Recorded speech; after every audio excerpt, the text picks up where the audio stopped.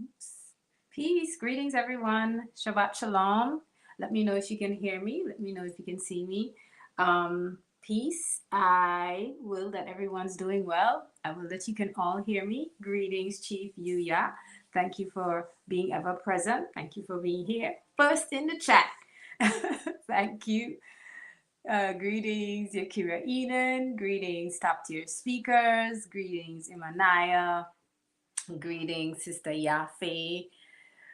I will everybody's Sabbath is going well and you open it up in a peaceful manner. You were able to, just you weren't running and rushing to do anything. I will everything was in order for you all and you opened up Sabbath peacefully. All right, so greetings and thank you for joining us. It is always a pleasure to be in space and share space with you all. Um, Again, all right, so Yakira Eden responded, so I know that I can be heard. That's a good thing. That's a good thing. That's a good thing. So this evening, first of all, how is everyone doing? Greetings, Master Menelek. Greetings, Anu Radio. How was everyone? Strong? Did you all rush on in over here? Or did you, just calmly walk into the space knowing everything is in order, everything was placed in the right spot, and you could just cruise on into Sabbath? Or were you running and ducking and running and rushing? And if that was the case, well, we need more planning. Um, yeah, it just needs that we need more planning to make sure everything is in order. Let me know. Let me know how your Sabbath opened up. Let me know how it opened up. Before we jump on in, peace. Abayara Ram, greetings. Yakira Eden says, our strong was wonderful. Lots of movement, laughter, and more movement still. Beautiful. Absolutely beautiful. It's great when someone can say, this is what it was, and I had laughter in there, and I had movement, and yeah, it was a good strong. I love it. I love it. I love it. I appreciate that. Thank you for sharing. Um, Yeah. Anyone else? Just tell us a little bit about how your strong has been going.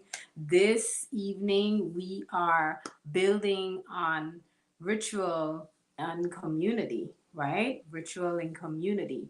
And I thought of that because of the influence of the retreat and the challenge that we've been given. It is such a wonderful it's a wonderful opportunity to evolve. It's a wonderful opportunity to let the communal side of us emerge, and we just take on wonderful things that are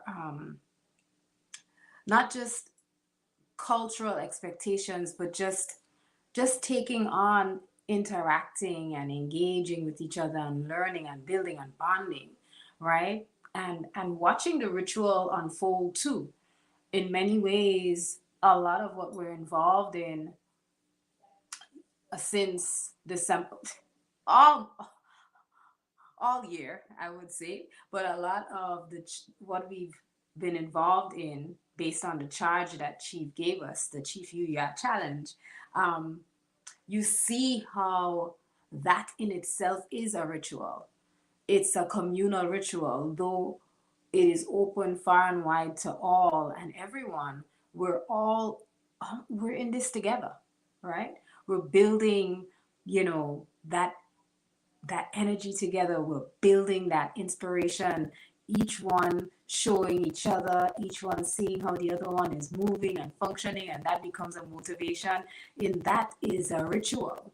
And so I just wanted to pay respect to the idea of having rights and sharing those rights. And in sharing those rights, we're able to see how community emerges, right? We're able to see that because without ritual, there is no community, right? There is no non-existent, non-existent. So yeah, that's what we're going to be building on today. So come with your 2 cents. Come with maybe you want to jump into the live stream and share a little bit, it's up to you. But let me know, and I will quickly copy and paste the invite into the chat for you to jump on in and share. Before we begin, though, we always want to give thanks and praise to the Elohim, give thanks and praise to Yah for consistently giving Chief Yuya vision, direction, and instruction that is so clear and so concise and consistent that when we receive it, we're able to act on it. And you see in the Anue, you see in the cultural expectations and the mannerisms and the ways that we have to live based on the edicts, the vital edicts. You see how this nation, this community is evolving and just emerging, and it can't be anything other than vision. It can't be. So we give thanks for that, and we give thanks for Chief Yuya consistently being present, being there, and knowing how to move all the time. You all say you have a bit of static. Let me see if I can change that. I think the last time one of the things I had to do was actually, there are lots of cords and so on around me right now where I am, so that might be one of the issues. So I am going to take down my rig a little bit. Excuse me for being lopsided in the camera right now, but I'm going to take down my rig just a little bit to see if moving the cords around or moving them further away helps. The last time what actually helped was signing out and signing back in, so I'll also try that as well too. Give me a second, please.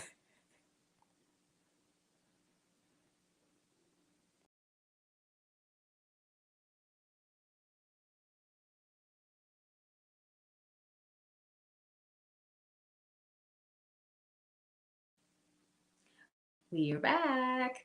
Is this better? Let me know, please, and thank you. If it's better, then better is better. And if it's not, I'll try again. But let me know if that little bit of static has disappeared. It's better. All right, great. I'm happy because I found that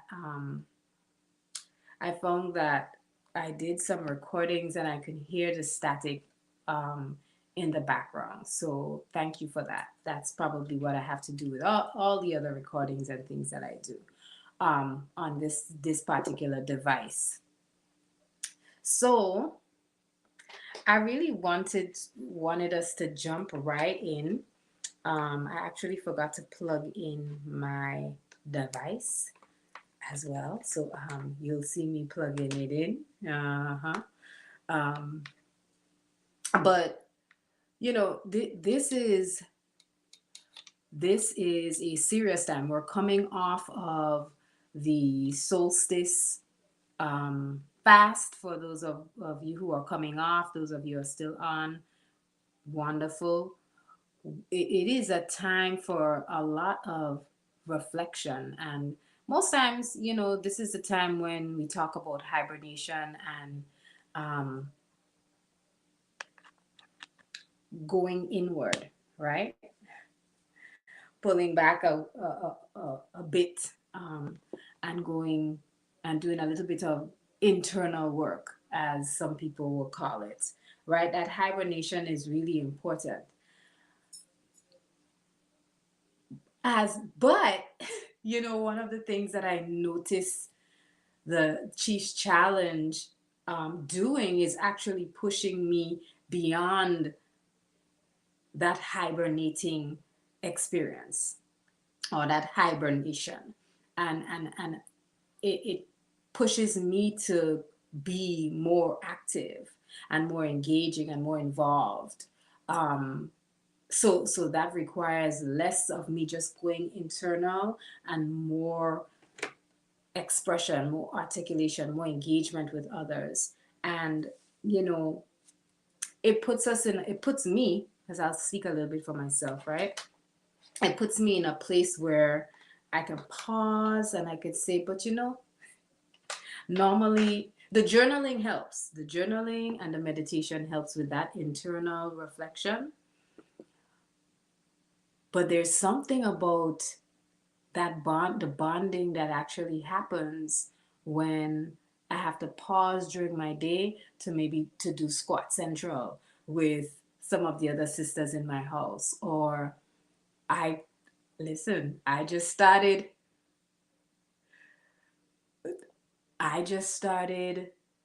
doing squats in my classroom with my students, and I called it a brain break, y'all.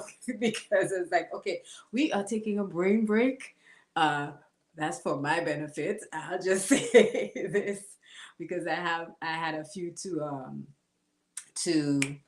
to catch up on. But you know, I do think that challenge pushes us to evolve beyond the I'm going internal and, you know, I'm going to separate from everyone. And, you know, sometimes I hear people say, okay, they'll do, what do you call it?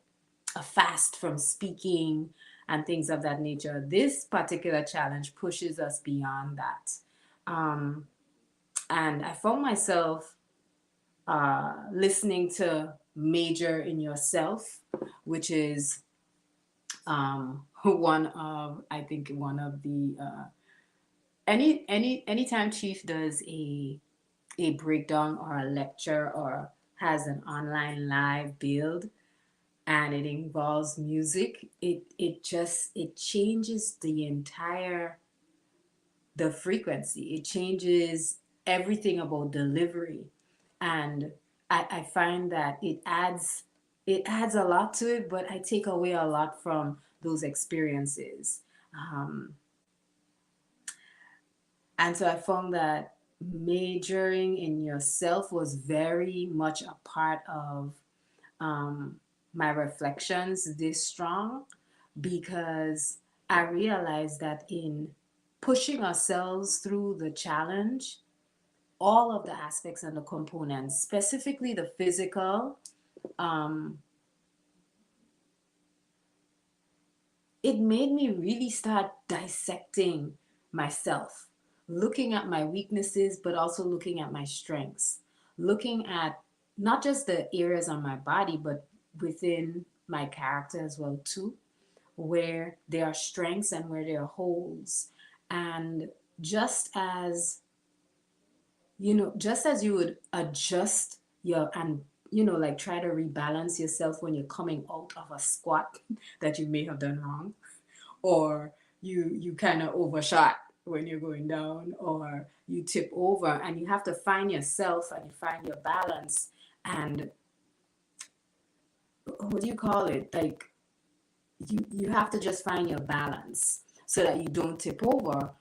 The same thing is true for that idea of majoring in yourself and learning where your where your hangups are, knowing where the holes are, knowing where and when you become off balanced, right? Because in knowing myself, I'm able to, and that knowing myself is not just me saying, oh yeah, I know me. I'm also taking instruction. I'm taking on instruction about where the holes and flaws are as well, because the same is true for when we're doing those push-ups and those squats. You may think you have perfect form, and you realize that yeah, you don't have perfect form, and you can't see where and how your form is off, but someone else who's looking has to point it out. And when you take that correction and you augment your form and your movement, now you're back in balance, you're back in business. So the same is true for even majoring in ourselves, right? Hold on. Someone says the static is back. Oh my goodness. I'm not sure. It's just, I think it's the, I think it's just all the chords and chords and chords everywhere. That's probably what it is. Let me know if it's still, let me know if it's still staticky, please. I want to make sure that you all can hear me nice and clearly. There's a lot happening in the chat, so I'm just gonna scroll a little bit. Master Manelik says to answer the question, doing well on this side. Great. Chief says big props to the brothers and sisters who stayed on top of the challenge while we were at the retreat. I know it's more difficult when your schedule or rhythm is disrupted. Right, this is true. For the days that I was at the retreat, so nice. The days that I was at the retreat, we got up very early in the dawning, and well, one day it wasn't very early, but we got up very early in the dawning to chase the sunrises. And I remember the first day, doing squats while we're walking around the lake. So yeah, I think we also had that the water challenge, and some of us were getting in squats and push-ups during that time. Yeah, I had a laugh, boy. I had a good laugh. I had a real good laugh at myself too. At myself too. But yeah, big up. I agree. Big up to those who stayed on point with the challenge. And Moreyah says, I actually had one of my classes to do squats with me during class to keep me awake because they worked the previous night. Right. Right. It's a brain break. Yeah, I've been doing it to my students in the classroom. Yeah. And I just start counting, and all of a sudden they most of the time they object, but then after a while they realize, there's no objecting, just do it, because she's counting anyway, so we might as well just do that. She said, did you do squats at the retreat, Quia? Moreyah says, yes, I do squats. I did do squats on the retreat. In fact, you complimented me on how well my form was. Oh boy. This is so funny. They're still static. Oh my goodness. It might be. She says, I'm sure the cause have nothing to do with it, but I think yes, okay. It's the buffer rate on your USB mic. Okay. Well, I'll check that out. Where's my pencil? I'm gonna write it. Buffer rates on mic. I'm really writing it on USB mic. Okay. I don't have a anyway. I don't know. I'll try and see if I can exit and come back again in a little while. That might help. Greetings, Zaki Zach. Yakira Eden says, this is so true, Sister Moreyah. I could feel how wrong my push-ups were, but it took others observing, judging, and supporting me through. Then I knew what a proper push-up should feel like. I missed the comment about the smoke. Chief, you had smoke in your face? What was happening? She says that smoke from the first from the fire must have got me a little lifted, but actually I remember you were doing your thing. Oh my goodness. Yes, Yakira Eden, this is true. And that's why that's the ritual. I also think that that's a part of the ritual, right? That's why without ritual there is no community, right? It's that process of judgment and assistance and support, and then augmentation, and then evolution. right? Evolving into the proper form, right? There's just so much as I thought about. Hold on, let me go back to email queer's point and deselect it. I'm losing track here. It's still there. I know the static can be annoying. It can be annoying. But bear with me, please. Aki Zach says, apologies on my tardiness. What was the question? We just wanted to share how was your strong? Were you running like I wanted to know if anyone was running like bats out of hell, trying to get to Sabbath, or whether you walked into Sabbath nice and smooth and peaceful. Um, She says, I never remember compliments. I'm sure it was a comment. I wouldn't dare compliment any of you. You all are too competitive for that. I know I didn't see you do any push ups. Oh boy.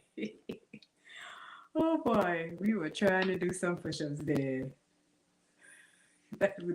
The whole retreat was like one long love letter, though. Oh my goodness. Love letters.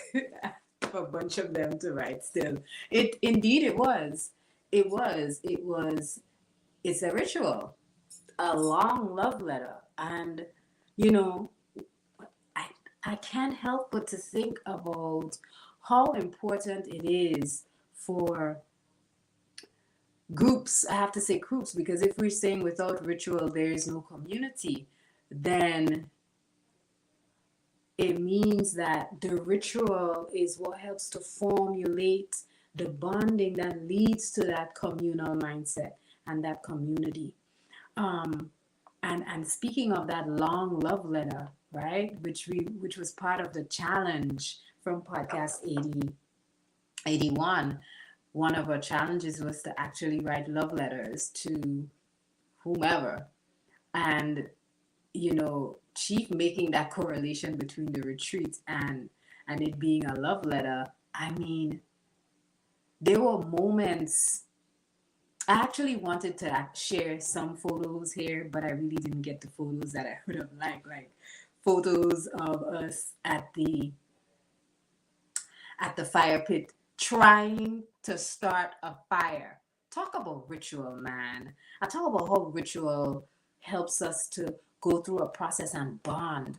And I think I said it before, but I'm saying it again. I'm just on repeat now, actually, because it binds individuals together and it helps to feed the standards. And we get to see how each other interacts and how we carry ourselves based on the culture and the standard. And we get to see how we implement the edicts that are, a huge part of our culture. So when you talk about sharing space and being able to build a fire together primitively from, a ferro rod and some kindling, and you get it wrong like a ton of times. And then one person did the whole quest for fire thing and went to get the people fire and came back with it. And then the fire was stomped out. And then we start all over again from scratch. You're bonding, right? There's that. There's yeah. You can't buy that anywhere. You can't make it. You can't replicate it. You can't falsify it. There's no that bonding and the binds and the ties that are created during those experiences and those rituals. They I could see how they feed our relationship as a community, right? And it's not just entertainment. Sometimes people go on retreats and they do fun things, and these were fun activities. Give thanks to Chief Yuya, and thank you Akoti Yafe for pulling those pieces together and making sure that we had all the paperwork, the details, outlined and printed, and including the little wasp men who gave us the instructions as well too. That was pretty cool. Uh, for those of you who are not a part of our new, yeah, that was a whole internal internal video that was very funny.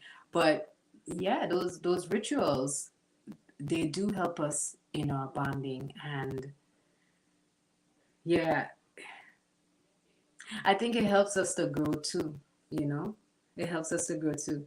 And there were moments at the retreat where I literally pulled back. And let me know, for those of you who were there, if you found yourself almost have like you're having an outer body experience almost, because you pulled back so far just to observe the, like the whole unfolding of the experience, and then you reinsert yourself again. I don't know, I have those moments at times, and I felt some of those moments consistently. um, we even painted together, and I had some of those, like, moments where I pulled myself away from Moreyah's body. I don't know if that's a thing. And just, observed everyone being creative, all the sisters who were gathered around the table painting together. That was absolutely beautiful. I wish I had my mask to show you, but we all painted a mask or two, and the brothers had to decide and figure out who painted what. I missed all of that, but I heard it was absolutely hilarious. I heard it was hilarious. Let me jump into the chat because I am all over the place. All over the place. Let me see. Let me go back up. That oil was happening. I missed that part. Imaya Naya says, this strong was great, sharing awesome moments at the retreat. A few co-workers joined in squats to stay warm. I see. Abba Herut got me sick. I think it may be COVID. Oh my God. He was. Oh yes. Oh my gosh. There was this whole COVID thing. I wasn't there, but I know every time COVID was mentioned, it was absolute laughter. Absolute laughter. Listen, there are experiences on this retreat I will never forget. Never. Including some, suspicious squats that some of us saw from way over on the other side. I'm telling you, this was funny. Imanaya says, I have to work on my gentleness with touch. Okay. I don't know where that came from, but all right, Imanaya, do you think? Do you think? Well, you did say my form was correct. I did do push-ups. I was helping Ima Yakira Eden. Um, Come on, man. You all debated about that like 24 hours straight, even around the campfire. There's a whole lot happening. I was not there for some of it. Fireside COVID hits different. Apparently it does. Oh my gosh. Yes. Was she helping her? I think she was. I don't know. I was too busy trying to get my push-ups in. Ima Yakira Eden says, yes, we brought the fire. That was a great day. It was indeed. Yes, Ima Akuya Bisa will stomp your fire out too and let everyone die for her science experiment. That's exactly what happened. For those of you tuning in and you're listening in, that's exactly what happened. She was willing to let us suffer and die. Do you understand me? She was, I felt like if I was in an extended version of Quest for Fire. That's what I felt like. Because here we have someone bringing in the fire, and then next thing I know, the fire hit the ground, and I saw stomp, stomp, bam. I was like, oh wow.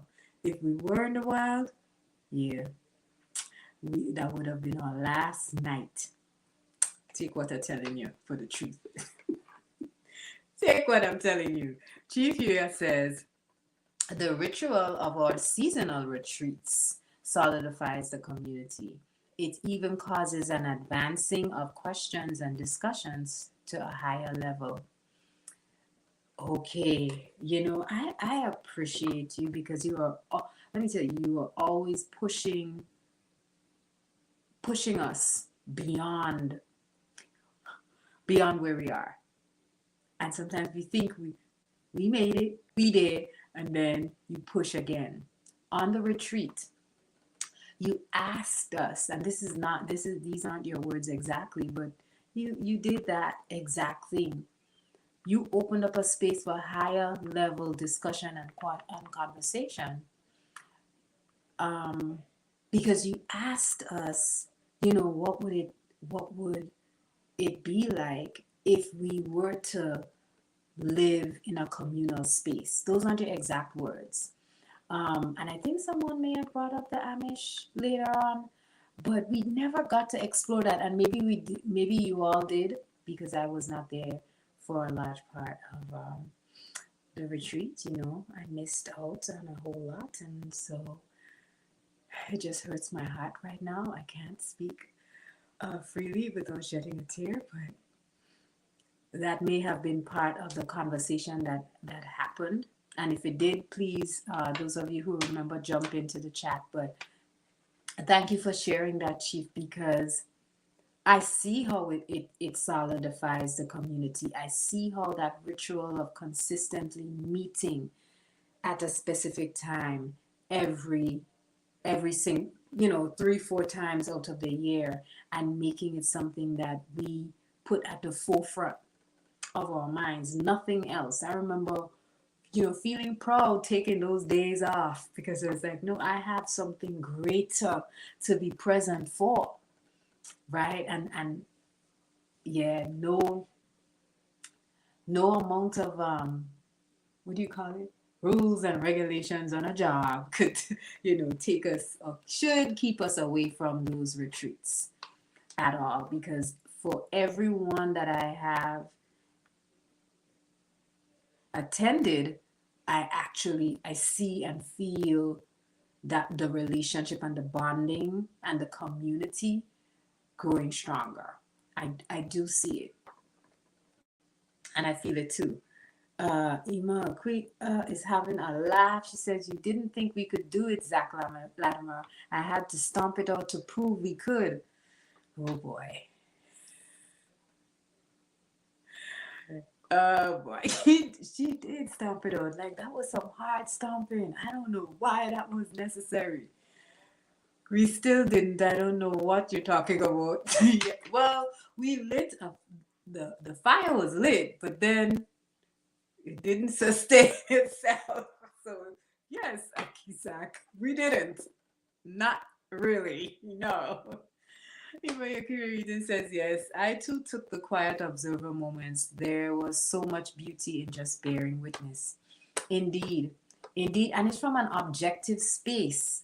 That pulling back, and you get to really observe. Without a non-judgmental mind, but just observe. Chief says, I had an out-of-body experience when I fell asleep in front of the fire. At 4 a.m., my shins were burnt the heck up. My buttocks were freezing, and my shins were on fire. Oh, what a feeling. Oh, what a feeling. Well, I don't know about you, but that sounds like a heck of a out-of-body experience, because I don't know how somebody could be freezing and on fire at the same time. But if anybody could do it, Chief could do it. Freezing and on fire simultaneously. Oh my goodness. Oh my goodness. Yes, Ima Yakira Eden, those squats were hilarious. Okay, it's like the only thing they weren't were like a bob and weave clip from what is his name? Floats like a butterfly. Muhammad Ali. That's the only thing it was missing. That piece. Master Menelik says, "Thank Chief. First the smoke, then the fire. Willfully the burns weren't too bad." Yes, I will that they were not too bad. Shins on fire and buttocks freezing.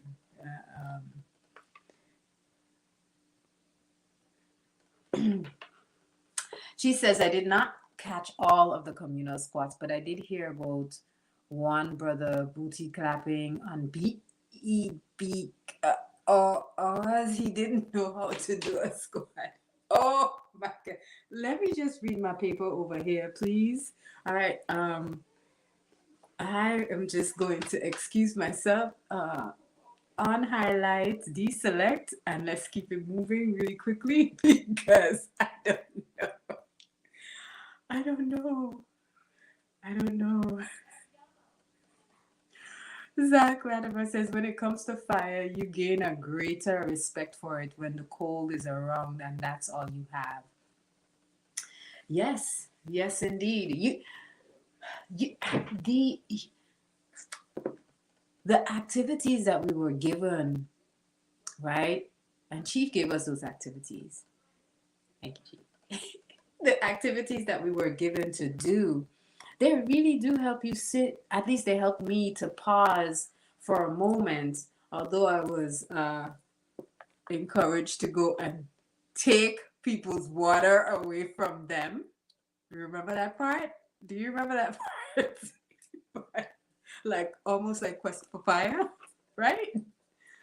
But it helped me to actually realize that having the knowledge of how to do those things is really important. And I paused and I actually gave thanks toward the end of the water filtration activity. I walked around and I looked at all of the fires and non-fires, all of the water different groups, the warriors, the healers, the builders, and their filtration process and how the filtration processes looked different. I also considered how not just how they look different, but the processes, the steps were different as well. And even when the filtering took place, that was also different. And I really had to say that I appreciated and I gave thanks for being surrounded, for the fact that I was surrounded by people who knew what to do with water in an emergency situation. I felt I felt comfortable that I could trust if we were to share an experience like that in the wild and like we were down to survival mode, that I could trust that I would be around people and I would be a good contribution as well too, because we knew how to use the tools. We had tools.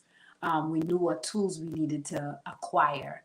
And we were also able to be resourceful by utilizing the Spanish moss and that grew from the trees. They were hanging off of the trees all across Tallahassee. Um, we used some of that Spanish moss for filtering. So, it really helps me, and I'm sure it helps us all to kind of contemplate how important it is to be prepared for emergency situations and how necessary that knowledge is. Because if you have that knowledge, that's a benefit to your group, to your community. Um, when it comes to exploding abundance, what a great conversation. Master Menelik, man, luckily I had some good oil for it. The fire can be hypnotic, and I ended up staying out there after everyone went to bed. It was worth it still. Yeah, the fire is very, it pulls you in, it draws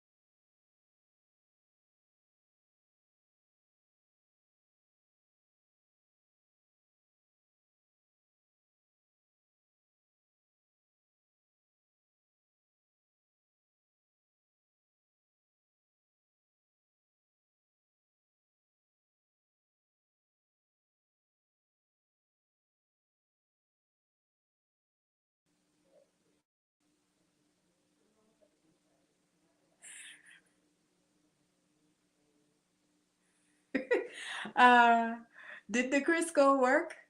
Did the Anur variant of COVID just knock out everything, or am I back? Let me know if you all can hear me. I didn't even notice that I had no sound. So let me know if I am back. Yes, awesome sauce. All right. Okay, so Chief Year says, true, Zach Latimer, it makes me think about how our foremothers and forefathers would probably come out their tents in the desert and sit by the fire while sojourning through the plains of Kibulan. Yeah, yeah, indeed, indeed. I never. Yeah, it would have been cool during those times because I guess the desert gets cool at night, you know. But those no buts, the fire.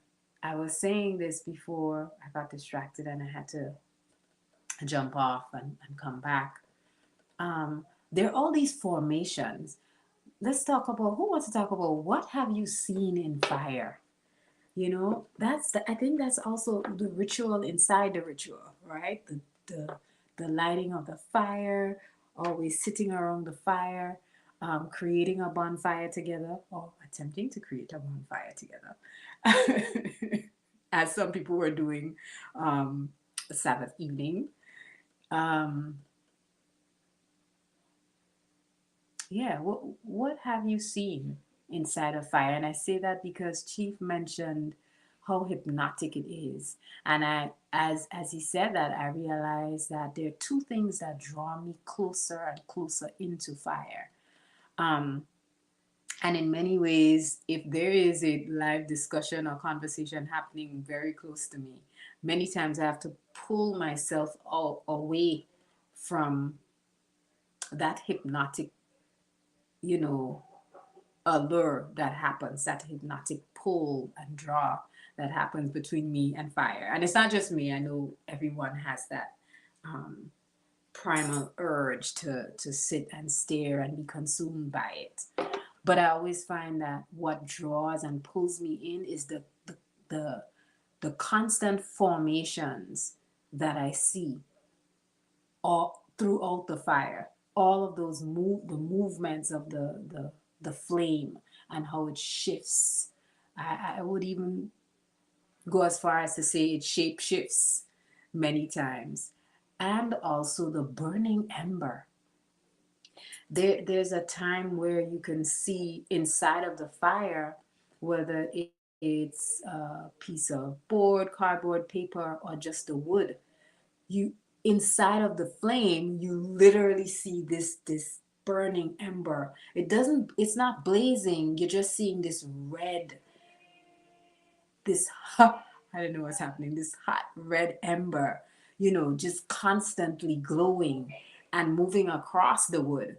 And that also like pulls me in many times. I'm telling you, I have to feel myself, pulling away, snapping out of it. Um, because it does become very soothing as well too. It's comforting. And I think you mentioned this, Chief, that it is very primal.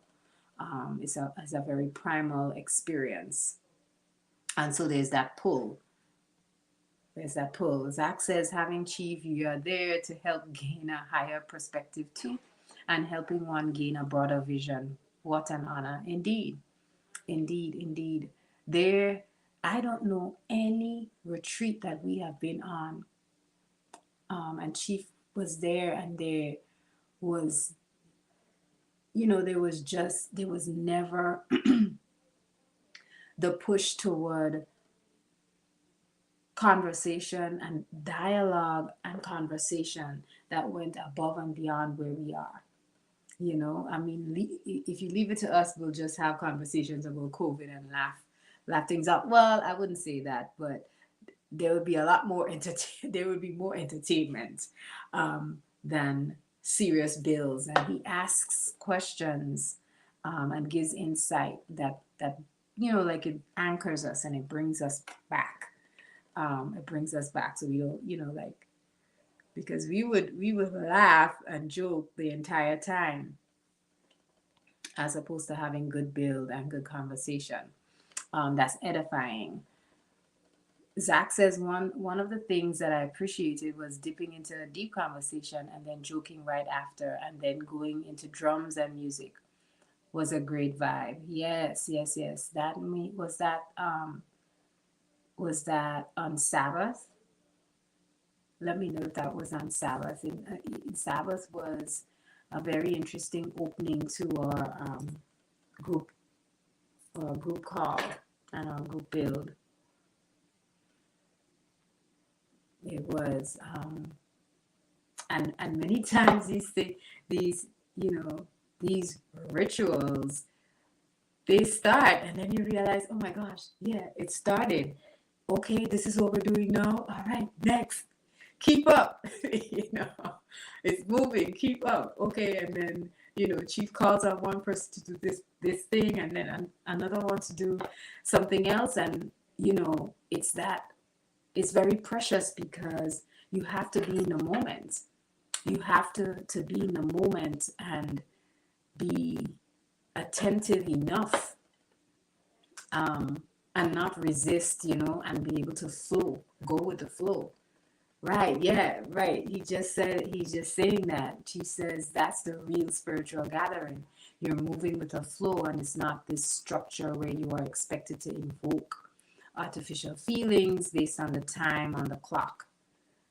Right, right. There's so many times so many times it's funny you're saying that, because I think about the way our retreats go. We know there is always a well-planned schedule, and everything is planned many times down to the wire, right? Down to the wire. But what you're saying is that is going with the flow and allowing for experiences to unfold the way they need to, and moving with that flow, and not necessarily resisting it and saying, this is the script, this is what we're supposed to be doing now. I think there's great value in that. Yeah, there's a thank you for bringing that up and sharing that. I haven't been spotlighting. I need to go back to that, because and I'm getting into the chat. I'm always just reading off of the chat. So thank you for bringing that up. Master Menelik says, I've seen people get so entranced that they wound up falling into a fire. Yes. I think that's part of what she was saying, in terms of like the shins being on fire. Yeah. You do get caught up in it. You get caught up in it. Let's see what Imanaya says. Imanaya says there was so much to watch and see in the fire. The consistent blue flame at some points, the color and shape changes when the fire was anointed with oil, and so many embers. Yes.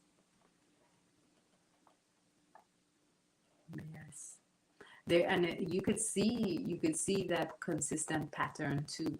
Every time oil was poured, the fire reacted in a specific way. I found that was beautiful. Zach says, I was going to fall into that fire the first night. That wood at the Congo wasn't worth 2 cents. There was that first, it was very, I think that wood might have been very wet. Yes, it was. I think it was soaked. I definitely think it was soaked. Peace, greetings, Ricochet 7. Peace to you. Peace to you, peace to you, peace to you. Yeah, oops. I keep losing my, okay, just give me a second, please. I keep losing my place. And I don't want to lose my place. um,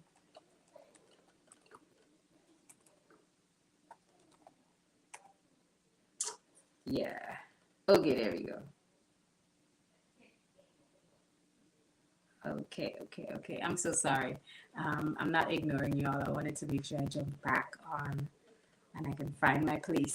So, Akizat says having navigators around the campfire, taking you to different locations and looking at different things through a different lens. Also, challenging theories with our AI, like seeing how much work we still needed to do too. Yeah, yes, definitely. I it's those moments, it's those moments. Someone mentioned to me that when they came in, they thought that I knew, and I've heard this before from others, that, you know, like we were living on land and, we had this or we had that. And I'm like, I see how beneficial it is to be able to build in the virtual space as we do here, and also have that opportunity to build during our retreats, because now we get to put in the hard work. Now we get to put in the hard work that it takes to create a communal living space and to bond and to truly create community, right? And so we're not just walking into it. It's done already for us. It's not like a microwave meal. It requires that consistent, meticulous attention, like a fire, right? Just like a fire requires that attention. If you don't give it the attention, you don't feed it, you don't anoint it, you don't make sure that the wood is placed in there, you don't make sure that there's air flowing through it, um, it'll go out. It'll go out.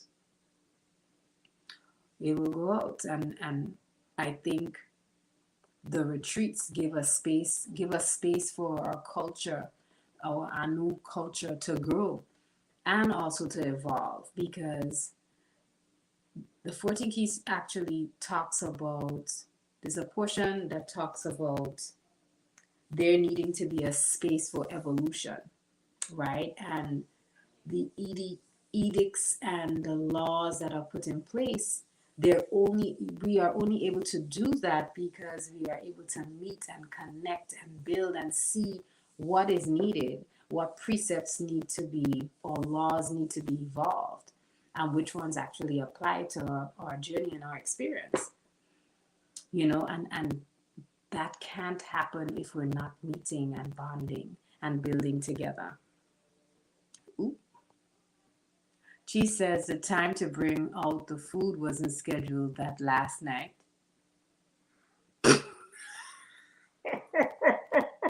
I only heard about it. Okay.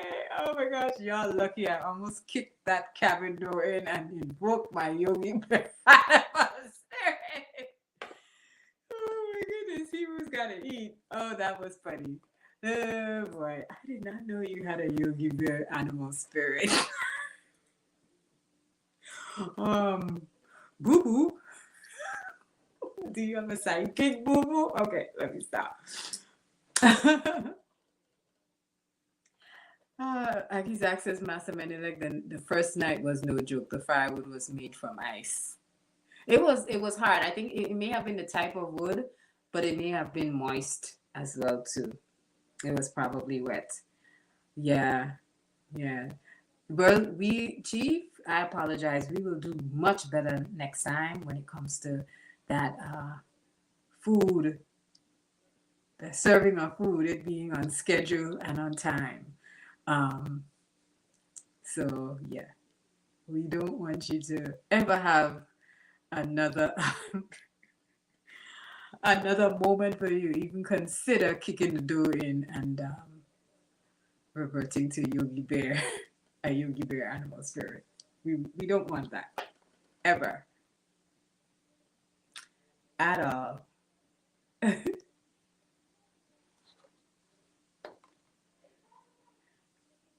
It will never happen another time. It will never happen another time. It will never happen another time. I apologize for that too.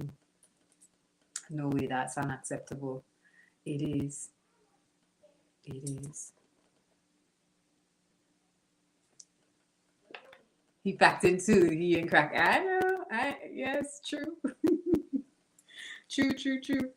So, the Anaway shares with us that it is through many moments of ritual and deliberation that traditions are conceived. When community members come together and reflect on their story and the effect they have had on the world, they make the determinations that evolve those traditions to maintain their presence. So, you know, that tells me that there's an assessment happening. There's a judgment or a judging of where we are and how we're moving, and an assessment of where we are and how we're moving and if we're advancing. And then, there are changes that are made in order to evolve our culture so that we're constantly staying relevant, right? And I think that is directly connected to the question that you asked us about, communal living. And I remember walking back into the cabin and saying to myself, we didn't even answer that. Like, we didn't even get into that portion of the conversation, which was a crucial part of the conversation. But you presented it because it's directly connected to this piece where we have to evolve our traditions. And, part of that evolution is getting to the place where we're no longer in pockets, but those who are willing, those who are able, and those who are moved to do so can meet and begin to establish that communal space, and truly, truly, truly respect what it means to be a community by creating that communal space and living, peacefully together and developing economy together. So, I think that was a crucial part of the retreat. And again, I don't know if further dialogue was had about it, but I kept thinking, after reading this portion, I kept thinking about that piece, right? That piece about the way we deliberate when we meet and how those deliberations help us to advance ourselves, advance our community. And it helps it to evolve as well, too. She says the ritual of always being conscious of our role is community within itself. I wake up, lay to rest, considering my manly responsibilities. If I am only thinking of myself, I am in no community. I have to spotlight this. It will never happen another time. Another time. And what you're saying is so true. It's so true. We, as Anu women, we talk about being, and I say we talk because it is talk if we're not able to shift like a car into that mode of being attuned to the needs of the community. Like when we're attuned to the needs of the community, no matter what we're doing, we're always shifting into that gear of providing for those who need in the moment. And I really think that that's an important thing. I am going to share the link.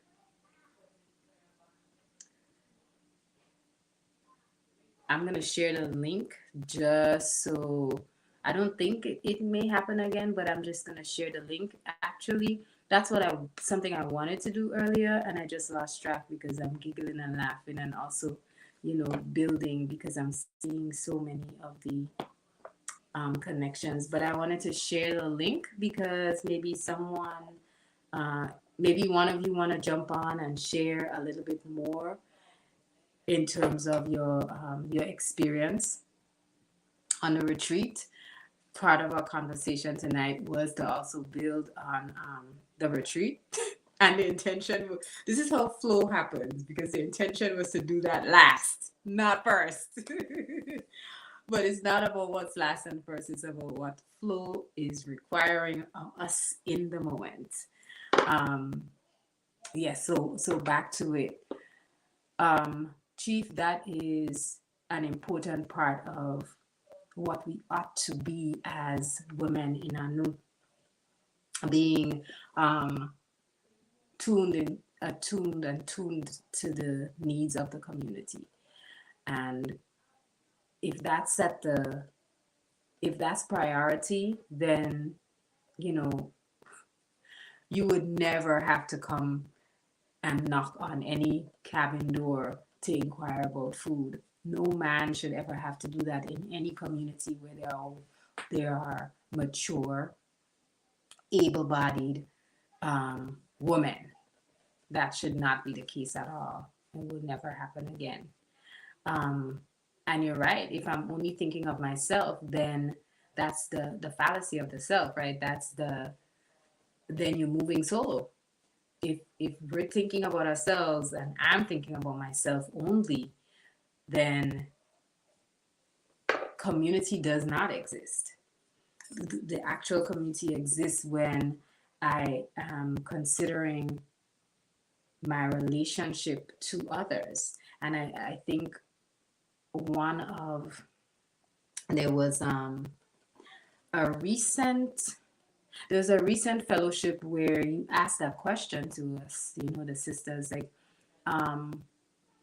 what I can't remember the way the question was phrased, but you were asking us, what do we use to identify, or to be able to identify that there's another woman in the room, or a woman is a woman, like, what do you use? And I think one of the things your response was actually that she's always considering herself in relationship to others in the space.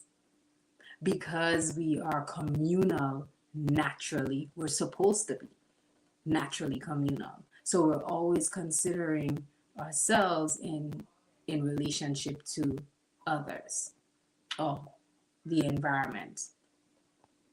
Akisak says the sad thing is that I was talking to some older people who told me to think about myself always, and they claim to be restoring the village too. Yeah. That's an interesting perspective. That doesn't make any sense. Because if you're thinking about yourself always, then if that's the advice, then how are they claiming to restore a village? I don't know how that works. If any of you are intend to jump into the live stream, just please let me know. Don't just pop up because sometimes I actually forget to glance down and add. So Imakria says, I'm beginning to see, as Chief is saying, we should consider the community at all times. Thank you. Yeah. We're women. We are communal. So if we are communal, and naturally so, then it is always it's beyond even duty. That's our natural feminine function. That's our natural feminine function. And in many ways, we have lost some of it. So we have to now function off of what is given as our role, because it doesn't kick in naturally.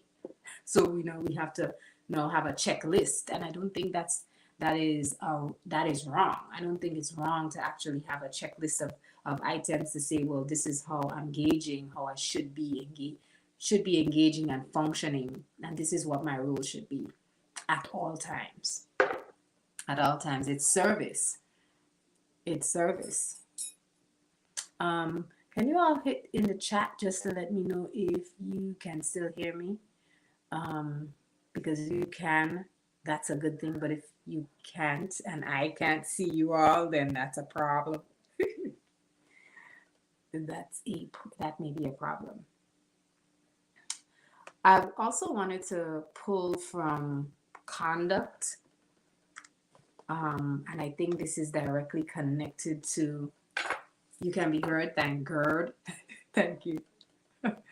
I also wanted to pull from the Anui conduct, and this is directly connected to, um, I think it's connected to Chief's point, recent point, that the Anu code of conduct is the bond of the community. It is our way of doing things that codifies our common promise and spirit of devotion to our sacred causes. Shared ethics and conduct are the regenerative expanders of a communal collective. Shared ethics and conduct are the regenerative expanders of a communal collective.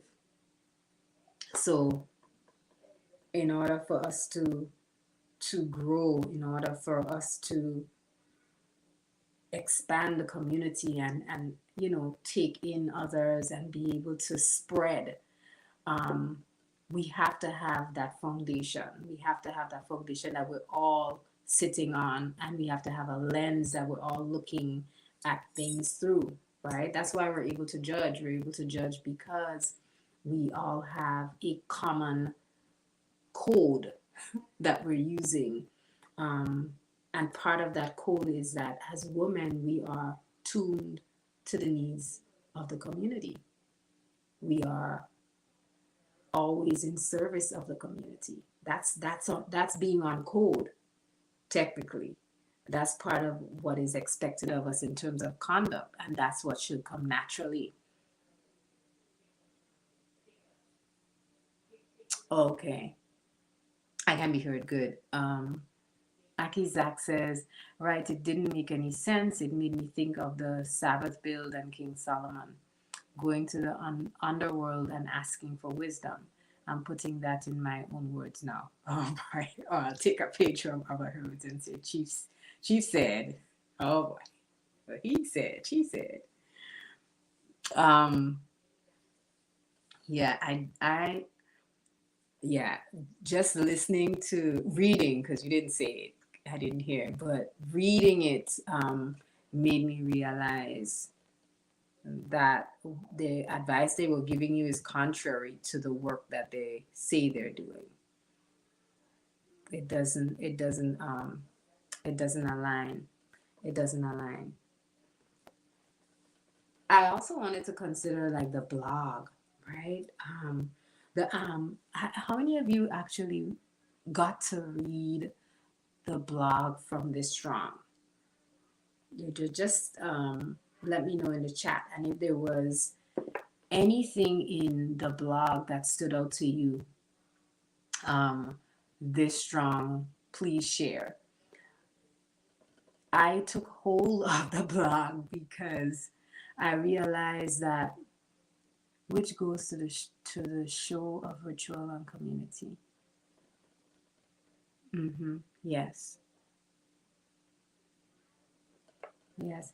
I I I held on to the.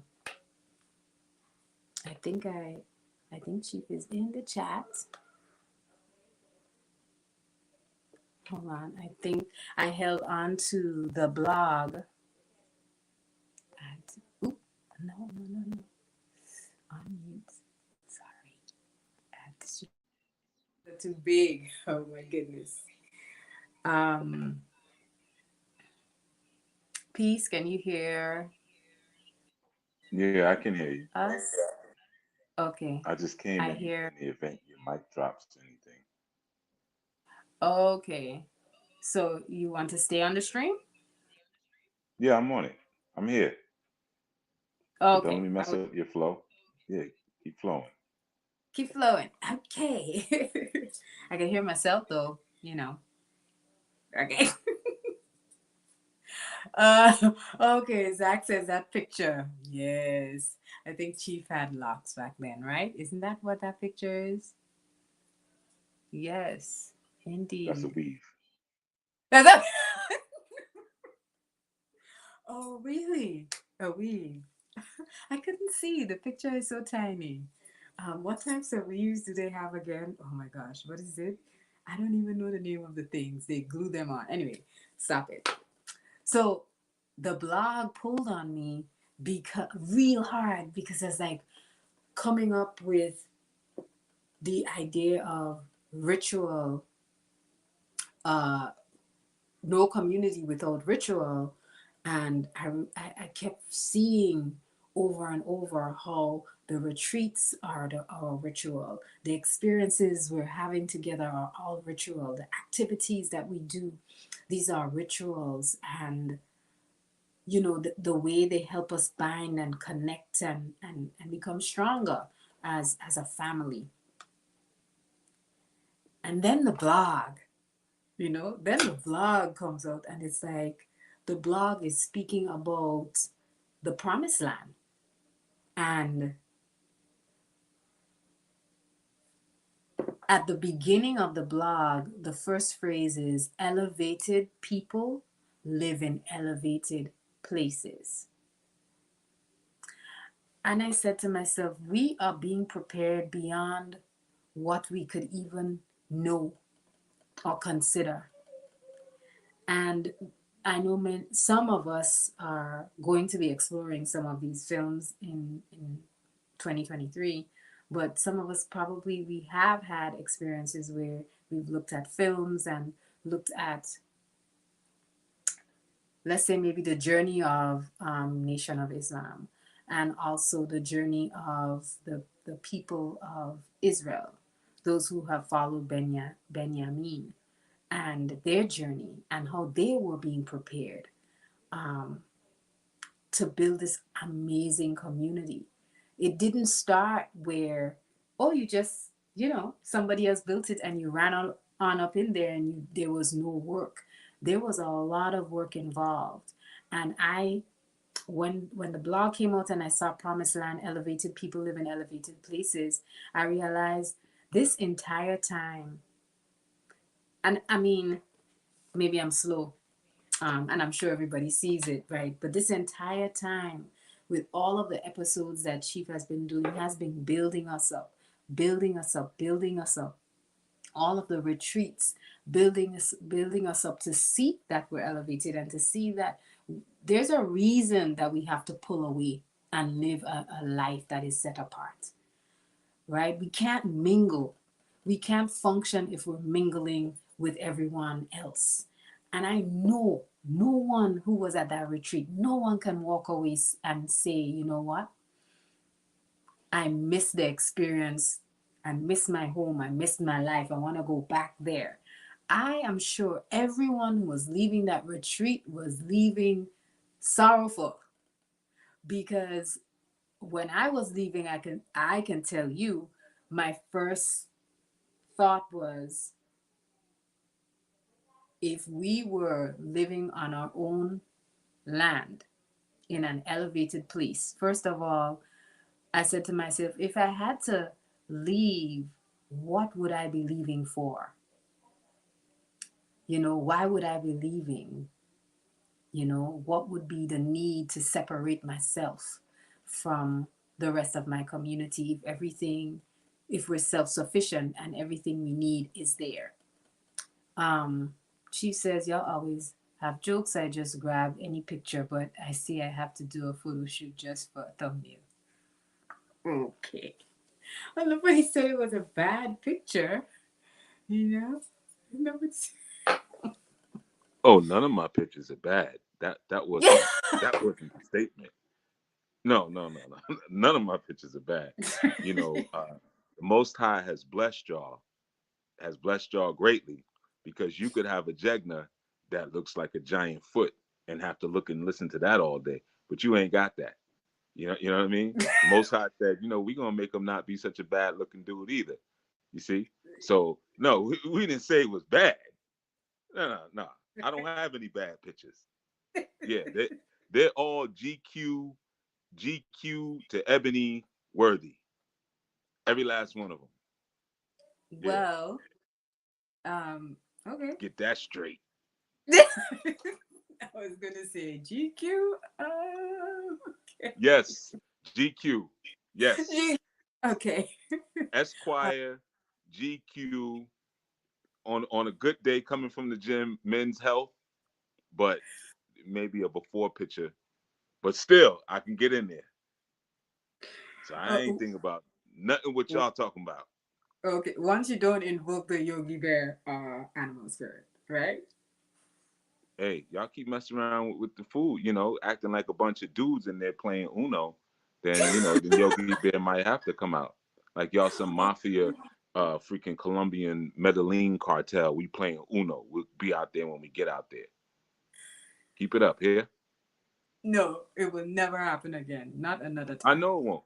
Because you know what happens is you can't have a community when you're thinking in that way because that's the thinking of a very spoiled sort of person. Selfishness is it's a form of emotional manipulation. That's where that spoiled bratty sort of thing comes from when you have in your mind that you'll always manipulate to get whatever you want. You after a while you develop an identity and a reputation as someone who's just not even worth being around, someone who should be shunned, and someone who should be avoided because you're always thinking in a one-sided sort of way. And when you think one-sided like that, it becomes a win-lose sort of mindset that you always have. And when you think win-lose, you won't realize that sometimes the gains that you're getting are very temporary. When you're seeking to build community, you know, um, if you're exploiting people for their decency or exploiting people for their kindness or exploiting people for their patience, then they'll become less likely to want to cooperate with you, voluntarily. Some may even become vindictive and want to seek revenge against you because of Right. how they've walked away from a situation. So your reputation is critical in the community. It's critical. Do you have a reputation for giving, a reputation for selflessness, or a reputation for selfishness? And I can tell you that it's very unlikely to achieve happiness when you're alone. Even though we think it's a short term, I'm happy when I'm by myself. No, you just get to stew in your misery. But true happiness, you don't really achieve that when you're in isolation from the rest of your community and in the rest of society. So our happiness comes with our ability to network with people in our life who love us and respect us and who like us. And then we build a network of people who love and respect and like us. But in order for that to be present, there has to be fair play. We can't have one-sided sort of selfishness and kind of forget that ultimately that sort of behavior becomes something that is bad for the person doing it. You know, and it becomes exploitative. You tend to victimize people with that sort of behavior and that sort of very self-absorbed thinking.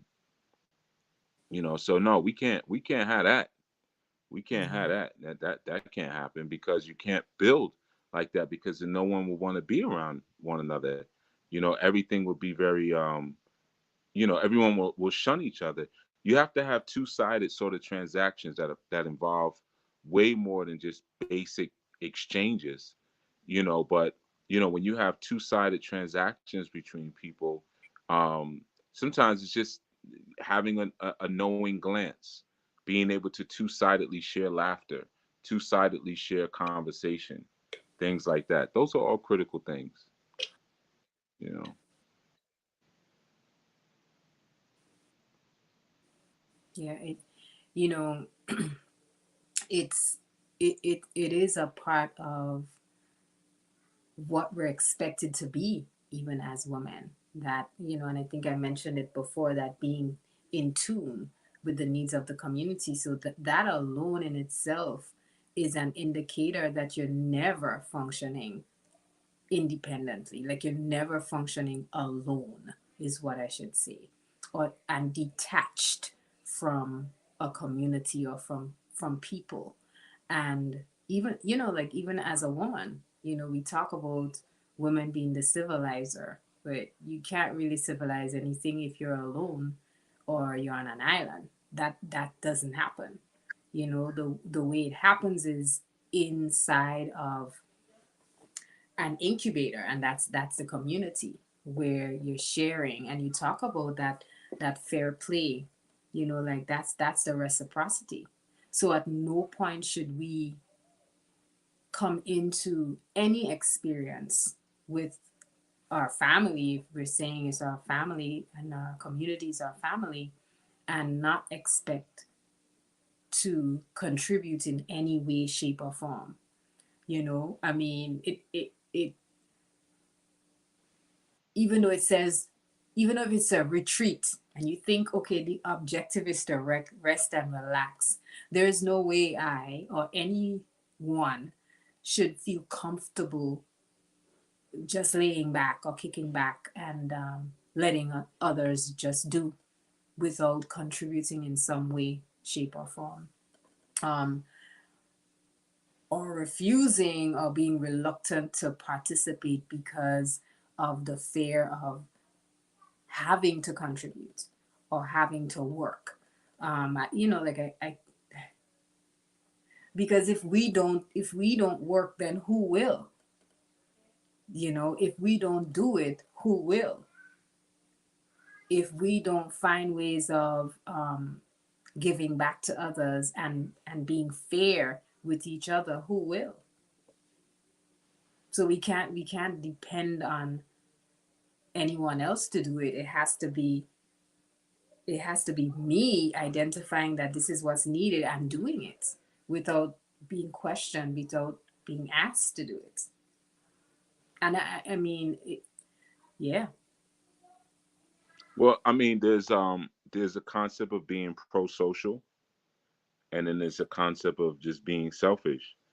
And I guess they're really antonyms, in that sense. But a person who has the ability to be pro-social would, of course, be one who's empathetic and caring and supportive, and has nurturing qualities and giving qualities, and they're able to increase their happiness because of that nurturing and that empathy and that supportive sort of spirit. But those who tend to stay in a selfish space, they tend to be more depressed than others. They tend to kind of have this storyline of victimization that constantly follows them, because sometimes they don't pause and consider the amount of negative messages that they send out, or that they allow themselves to consume, because it reinforces their selfishness. you know this is why I got to be by myself. This is why I got to do me. Even when you get into a lot of self-help understanding, unfortunately, again, self-help, but your ultimate goal on this planet is to love. That's what you're here to do, is to love, is to connect. I mean, you even look at when Yahweh Shai was talked about the greatest principle of all. I mean, when it came down to it, he was like, yo, just love your neighbor as you would love yourself. At the end of the day, if you just do that, you're good. So basically just saying that, your ultimate thing is to be able to, go to that auntie and go to that uncle, or go to that cousin or that sister, that brother, and share some time, and share some laughter, and share a wonderful conversation. Provide a genuinely thoughtful gift or letter. You know, um, just think about amazing acts of love, amazing acts of kindness that you can do, and they may be the most quietest things that you can do. And you'll find that a person who's a bit more pro-social, they increase their intelligence in a way, but they tend to be more successful in the world. There was a study done. Uh, I want to say like 2016, 2017. It was over a couple of years, but I know that their testing pool was about 60 to 70,000 people in this test pool, who they basically tested for certain qualities. And this research team, they were able to show that there was a direct link. This was between the U.S. and I think there was like 30 European countries, but they were showing that there was a direct link between people who were giving and people who had higher incomes. and um and people who had more children, um like the Mm. people who had higher incomes and who were more giving, they had higher pro-social scores than those who didn't. I see. So there's like a direct correlation with your ability and your willingness maybe to love and your income, like straight up, and your ability to generate income. So it's a science to it. And unfortunately, when you start to read a lot of self-help work, it tells you to be more selfish. you know um it will tell you a lot of times that the solution for disconnectedness with yourself is to be more selfish, you know and that even when you're raising a child, you should never call a child selfish, things like that, you know because you're unconfident, and unconfident people tend to think about others and look for others for help. But it's the opposite. Unconfident people tend to Right. think that others don't want wouldn't want their help. So an unconfident person won't look outside of themselves because they don't really see the value in what they're able to bring. So if they're always leaning towards an unconfident sort of personality or spirit, they'll always say, "What help could I offer others if I felt better about myself?" And that's what they should ask. Like, if I felt better about myself, if I felt more self assured, how would that drive certain behaviors? What actions could I take where I could objectively sort of test this theory? Well, if I felt better about myself, I would do this. Okay, well, go do it. you know but when you're always like in this victim mode, or whether you're stressed out or you're always ruminating on what you consider to be your problems, you'll tend to have a very short fuse, and you'll tend to be very self-absorbed, because you're saturated in worry. So you have this low confidence. You forget that you only have anxiety to signal danger. That's what anxiety is for, just to let me know when it's like spidey senses. It's to Right. let me know when danger is around. You know what I mean? Right. Right. But Yeah. when you stay stuck in it, you're always in this self-protective mode where you're only thinking about yourselves. You're only thinking about your psychological or your physical safety, and it kind of puts you in a mode where you're only thinking short term. You're not thinking about what's best for the community, what's best for interpersonal relationships, what's best for my spouse, or anything like that. Um, because you don't know how to shut down all that thinking, shut down all that worry, shut down all that anxiety. You see, so everything feels like a threat. You have that sense where, because everything's a threat, and everything that I've achieved could be taken away from me at any moment. you know um I never want to collaborate with anybody. I never want to build with anybody. I never want to support what anyone else is doing, because I'm thinking to myself, if I say yes, if I collaborate, if I help, if I join this community, um these other people, because a lot of times people suffer from that imposter syndrome, who are stuck in self-absorption. So it's like these people, or whoever asked me to collaborate, or this community, they're gonna realize that I'm not what they thought. My Right. flaws are gonna come out. You Mm-hmm. see that I'm not as skilled and not as smart or whatever as they think I am. So I don't want to deal with that anxiety that even the request builds up inside of me. So the easiest thing for me to do is say, no, no, I don't want to help. No, I don't want to be a part of that. No, I don't want to do that. No, I don't want to do that.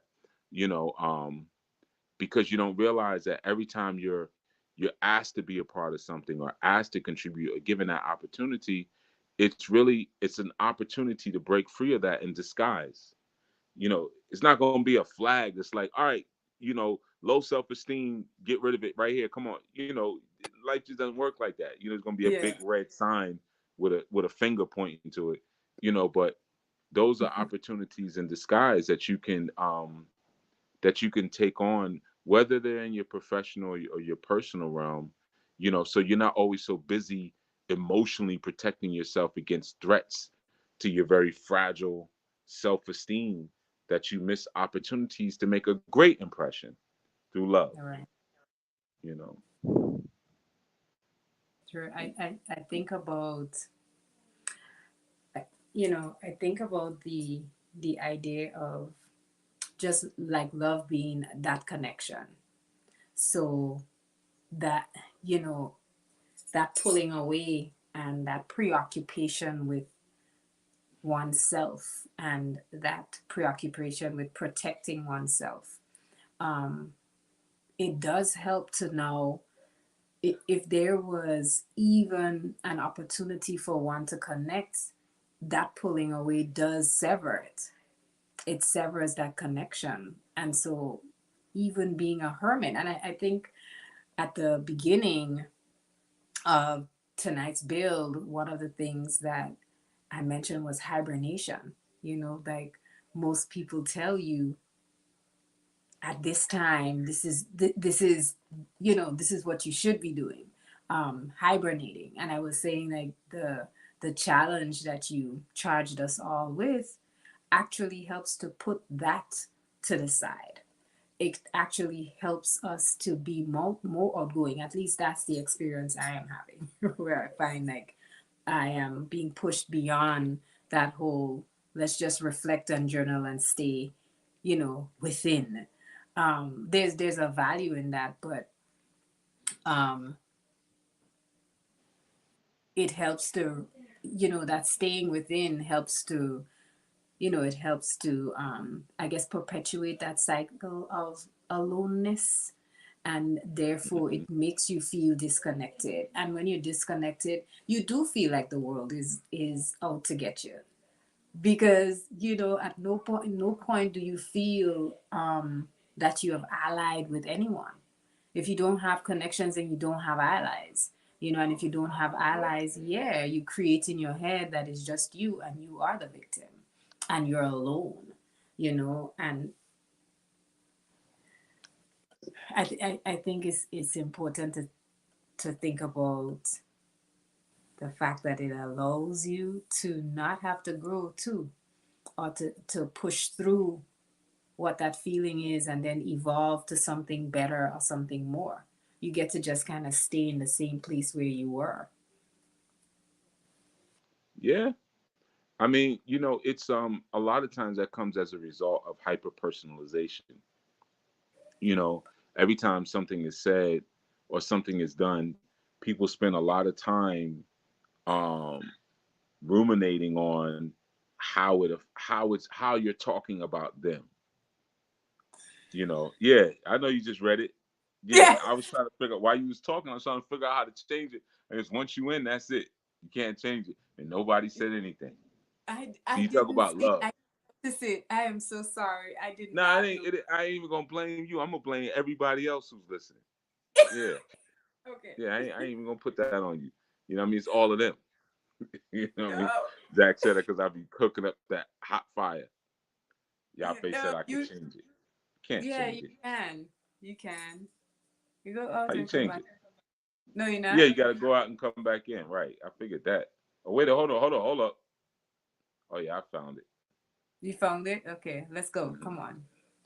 Yeah. So a lot of times, people, he's still laughing, huh? Uh, That's yeah. what you said. Hmm. But yeah, a lot of times people they personalize too much. So every Mm, time you say something to them, it's I'm thinking about that. I'm processing that. I'm ruminating on what that is. And they kind of fall into this pattern where everything spikes their anxiety. So that their like threat monitor is always on super high. You know what I right. mean? So it's all that personalization of everything that's said to you. It's always got to be about you.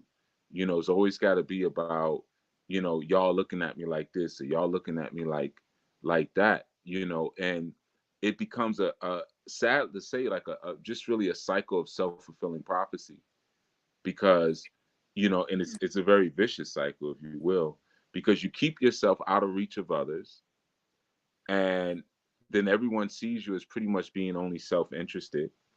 as a result of you always being so aloof, because that's exactly how you're acting, like you're only self-interested. And when you don't take a risk or put yourself out there to be an assistance to others, it sort of maintains your belief that people don't want your help anyway. And that's because you don't have any evidence to the contrary because of the way you've been behaving. It's like if you have a mate and your mate is trying to tell you something that they're concerned about, and you're not really listening because you're caught up in your own personalization, you're caught up in your own worries, then you come off as self-absorbed.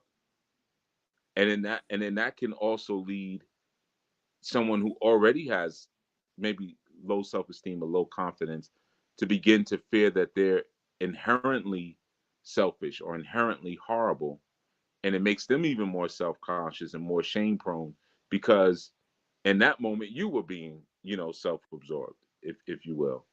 So it just creates this cycle where it kind of recusses off of each other in that sense. And that's where you start to destroy what a community could be, because the community is you and your mate.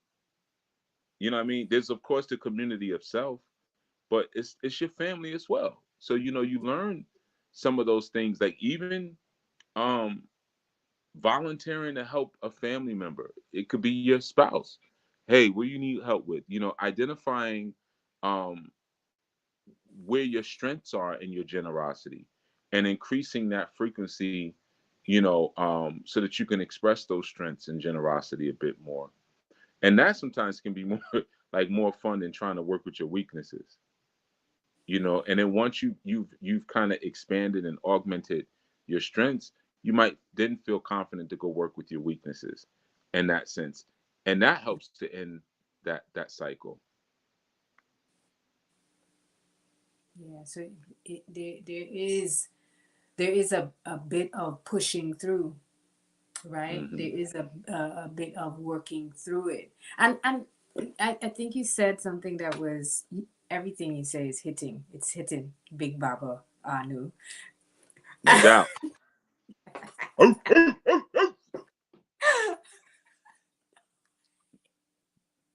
know what I No mean? way you did that. Yeah, yeah. No, You you know what I mean? didn't. Oh my goodness. Everybody's cracking up now. Oh my goodness. It's I think that piece, everything you say is hitting. That piece though, that feels like the key to unlock where, you know, everything is taken on a personal level. So even when there is, even when you're told, okay, there's something that you need to fix, or there this is an issue, it is always, it's almost like you're taking, oh my gosh, offense, right? It's always like the You can person remember take, that word? I don't know, School for teacher. some reason Teacher. You could remember the word offense. I couldn't remember, I couldn't, it just took a little while to come, that's all. Mm. Tupac said, if there ain't no hope for the children, there ain't no hope for the future. And What you does are the that mean? guy. I'm just saying, you couldn't think of the word offense, and you with these babies all day. Oh my goodness. Hmm. Well, go ahead. What you talking about? Teacher. Well, thank you very much. I'm going to remember the word now. Okay. Let me Mm-hmm. not take it personally. So, Mm-hmm. I bet you will. I bet I won't. I will not. But yeah, it's being able to not being able to not taking offense to everything, because I do see how it perpetuates that cycle, and then it just pulls you further and further and further away from anybody. You become a habit. You become a loner, and you convince Hermit? yourself Wait, a a hermit. hermit or a hobbit? A hermit. That's what I meant. Wow. You're in rare form tonight. You become a hobbit. How would A you hermit. transform into a But Middle Earth you could maybe a hobbit creature? too. Live in the Shire. You know, before you know, you be living in the Shire. Yeah, because you didn't pick up the phone. Now you a hobby. You ain't got no shoes. Yeah. A hermit, a That made a hermit. lot of sense. Well, hermit makes sense. Okay. Hermit. I got you. Thank you. A hobbit. Well, eventually you become a hobbit. Yeah, that's right. They be kicking it together. They drink liquor and eat food together. They're very, like Master Mendel said, they're very committal. But They're not they loners. The only loner was Bilbo, and that's because he was half crazy from the ring. The rest of you them, are. they was together. It's true. Come on, I know my Hobbit stuff now. You know I've you been on have that it. a long time. I know my Hobbit stuff. I might So not you know can, none of this other new stuff, but I know the Hobbit stuff. but I meant to say hermits. So yeah, no, Mhm. hobbits aren't hermits. Yeah, Uh, word to Dumbledore. Word to Dumbledore. You got that one. Hmm. oh my gosh. Aki Zach says Bill had a purpose. Sister Yaffe says hobbits were loner, can be loners. She don't know. She only Okay, you seen know. the movies. Yeah, But you communed with them. You know. absolutely, Okay. absolutely. Yeah. All the ring. Well, this is what you were saying that he was only a loner because of the ring, the influence of the ring. Mm-hmm. Yeah, and which created a selfishness. Mine, mine, mine. I gotta have Man, it. We're man. designed to be kind people. That's the thing. There's a tendency that sort of emerges early on, like um when we're like between 1 to maybe 1.5 years, and around that age, we have this desire to help other people do things. Like Mm-hmm. we like when our parents tell us to go get something, or we get to open up a door or a cabinet for them, or we get to help another child stand up and do something. And we don't look for reward. When a child helps do something, they see you do something and they copy, they thinking they lifting it with you, and they ain't really doing nothing, but they don't Yeah. do it for you. You know what I mean? But it's not for you to pat them on the head. They Mm-hmm. have no concern for things like reputation or things like reciprocity. There's just like this biological predisposition towards kindness. So that there's something in our cognitive capacities as we grow and our social world grows more complex, and that development and that behavior, um, we become conditionally, I would say increasingly conditioned on both the internal and the external circumstance. Like we begin to take into account other people's intentions when we look at their actions as we get older. We tend to be more likely to reciprocate kindness when we rule out that there's no strategic motive by the other person. Like, oh, you did that for me and you meant it from your heart, I'm going to do something for you. Whereas when we're infants, we don't do that. Kindness is a universal virtue. I mean, when you think about, as a parent, when you have a child, you don't want a child who's a mean jerk. We all want kind children. That's always going to come out number one. Even when you think about, well, at least for me, what kind of mate I want somebody who's kind. Like, I can deal with a whole lot of other stuff, if a woman is kind. Because that there's a myriad of benefits that comes with a kind person. There's a myriad of good health outcomes. Kindness tends to be a universal facilitator for positive changes in a person's mood or in your overall sense of well-being. It removes that anxiety. It helps to, like, maintain good stress levels and things like that. Sometimes even when you think back on acts of kindness as a child, think about how it affects your well-being.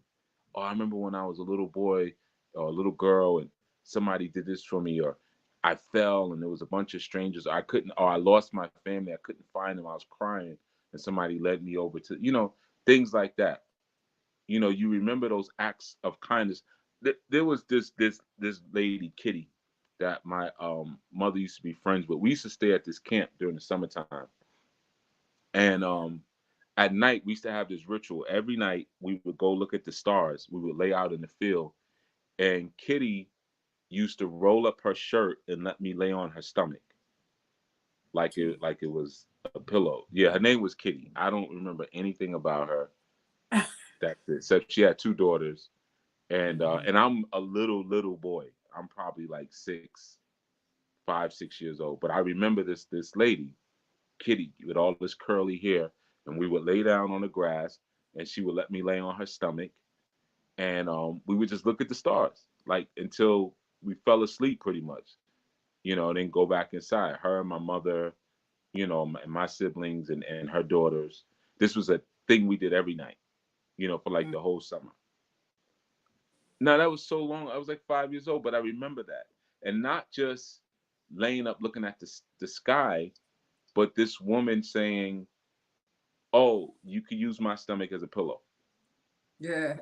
Okay. You see, now obviously there's also a maternal thing, even if she wasn't my mother, but there's still a maternal thing there, where it's the Right. feeling of a woman and her softness and and everything like that. So there's that part too. But again, the acts of kindness. So sometimes even recalling it and or different what we could say like interventions of kindness, can affect the improving of our mood, affect our well-being. And those, even though those effects may be kind of modest, um there is still a novelty that comes when there's kind behavior and we're not soaked up and saturated in the ideas of protecting our own survival and reproductive odds, but we're thinking outside of that, and Right. witnessing or engaging in the phenomenon of self-sacrifice, things like that. So I would say our predisposition is to altruism or reciprocal altruism, where, well, no, I would say that's not our predisposition, because reciprocal altruism is really, I'm going to help you if there's a good chance that you're going to help me.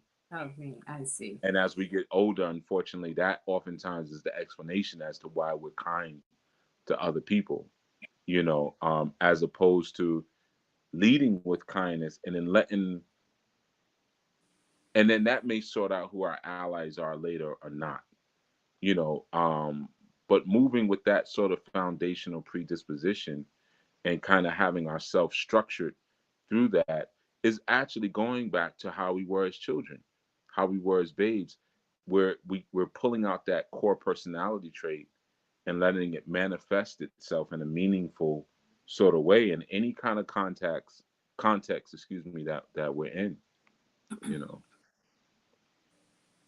Yeah, so earlier you were talking about people who were pro. Um, oh my gosh, I can't even remember. This is horrible. It's Wow. horrible. Talk about the smoke from the fire, huh? Brought some smoke back home. Huh? Yeah. It's Mm. lingering too. Yeah, I see. Hmm. Let me just go to the chat. I'm just going to Yeah. chat. I'm just going Hmm. to chat. Got to deflect to the track. That's what. You try to deflect. So Master Menelek says, um, true, here is an aggressive, dismissive arrogance, or there is an aggressive, dismissive arrogance with the lack of self confidence nowadays. I see many people just ending interactions with, I feel like you're judging me. Oh, God. So I'm going to go. True. There's no consideration that any criticism comes from the kindness or love. It's just who has the upper hand in an exchange. Yeah, man. Win or lose, right? Win, lose. And it's now criminal for you to make me feel bad, even though you can't make me feel bad. I'm choosing to feel bad, but I feel offended. Or you said something I don't agree with, so I'm gonna say I feel unsafe because you won't call me what I want you to call me. So I feel unsafe. Hey, get the F out of here. That's when you let too many people at the helm, with no real education. People learn new jargon and doublespeak. Like, I feel like you're judging me, so I'm going to go. So what? So the world is full of judgment, and that's not a problem. You judge everything. If I give you a sandwich to eat, and if I ask you, do you like it? That's a judgment. Or if you tell me I didn't like it, I don't like the taste of mustard, or I don't like the taste of whatever, tahini, that's a judgment. Life is full of judgment. But see, that's the thing. When you live in a wicked society, they have to shame you out of making a judgment on your own. You're not supposed to be able to think and kind of determine what things are on your own. That's the key. We have to design this sort of matrix so that everyone is all accepting of everything, even the most abhorrent of acts. Everyone has to accept it. And if you Right. don't accept it, then you become criminalized. Because I don't accept this sick. Like there's no more. You notice in society, you don't even hear words like perversity anymore. Just think about regular conversation. You Yeah. don't hear anyone say perversity. You don't hear words like deviance. Those Because have it's been just removed, right? From our vernacular. They've been removed and replaced with words like shaming, true. unsafe. You see, True. violence against. If I don't agree with your sexual disposition and stance, I am now committing violence against you. That's just stupid. It's so stupid. People, and it's not that there's some deep, undiscovered meaning behind these words. Like when someone says unsafe or violence, or it's not deep. I'm telling you as someone who loves words. People are literally changing the meaning of them, and they're using certain terms around them that hold power. It's no different than when you have um people who go under the guise of religion, and they abuse that authority, which within itself null and voids whatever they do. That's the quickest way to disinvalidate a contract is to abuse your authoritative stance in that contract. Like if you have a lawyer who makes you feel like if you don't do a certain thing that you're going to get locked up, or you're going to get in trouble or whatever. That's you can dissolve a contract through those deceptive means. So that's what happens now. People use these terms, and they're trying to establish a contract with you based on certain ideas that make no sense. And if you start to question the ideas, they try to pull out of their butthole, these different terms and ideas to guilt you to go along with something. And you may not realize, hey, I can rescind this contract. I don't have to be a part of this. I can cancel this out because you're trying to get me to sign something, or to co-sign and to buy into something that I don't agree with at the core of my bones. And I don't have to agree because you're trying to make me agree with this thing under duress. If you don't agree with this, we're going to shun you. If you don't agree with this, we're going to cancel you. If you don't agree with this, we're going to fire you. And none of these concepts are legal. We have freedom of speech, we have freedom of thought. Now, of course, it's not supposed to um, um, trespass upon anyone else's rights, but it doesn't. If I have an opinion and you have an opinion, maybe the way you're conducting your life, I feel unsafe, and I feel trespasses against me. But if I say I feel unsafe, you call me some sort of phobe. Now I have a phobia because I feel unsafe, because Right. you're coming with something that Babylon is totally supporting. And I know if I don't get behind you, sometimes even literally, if I don't get behind you, you're going to mess up my economy, my financial situation, my social standing, my reputation. So I have a right to be afraid of you. But I'm not going to do anything like that to you, but you're telling me you're unsafe. It's the foolishness. It's nothing It, but the foolishness.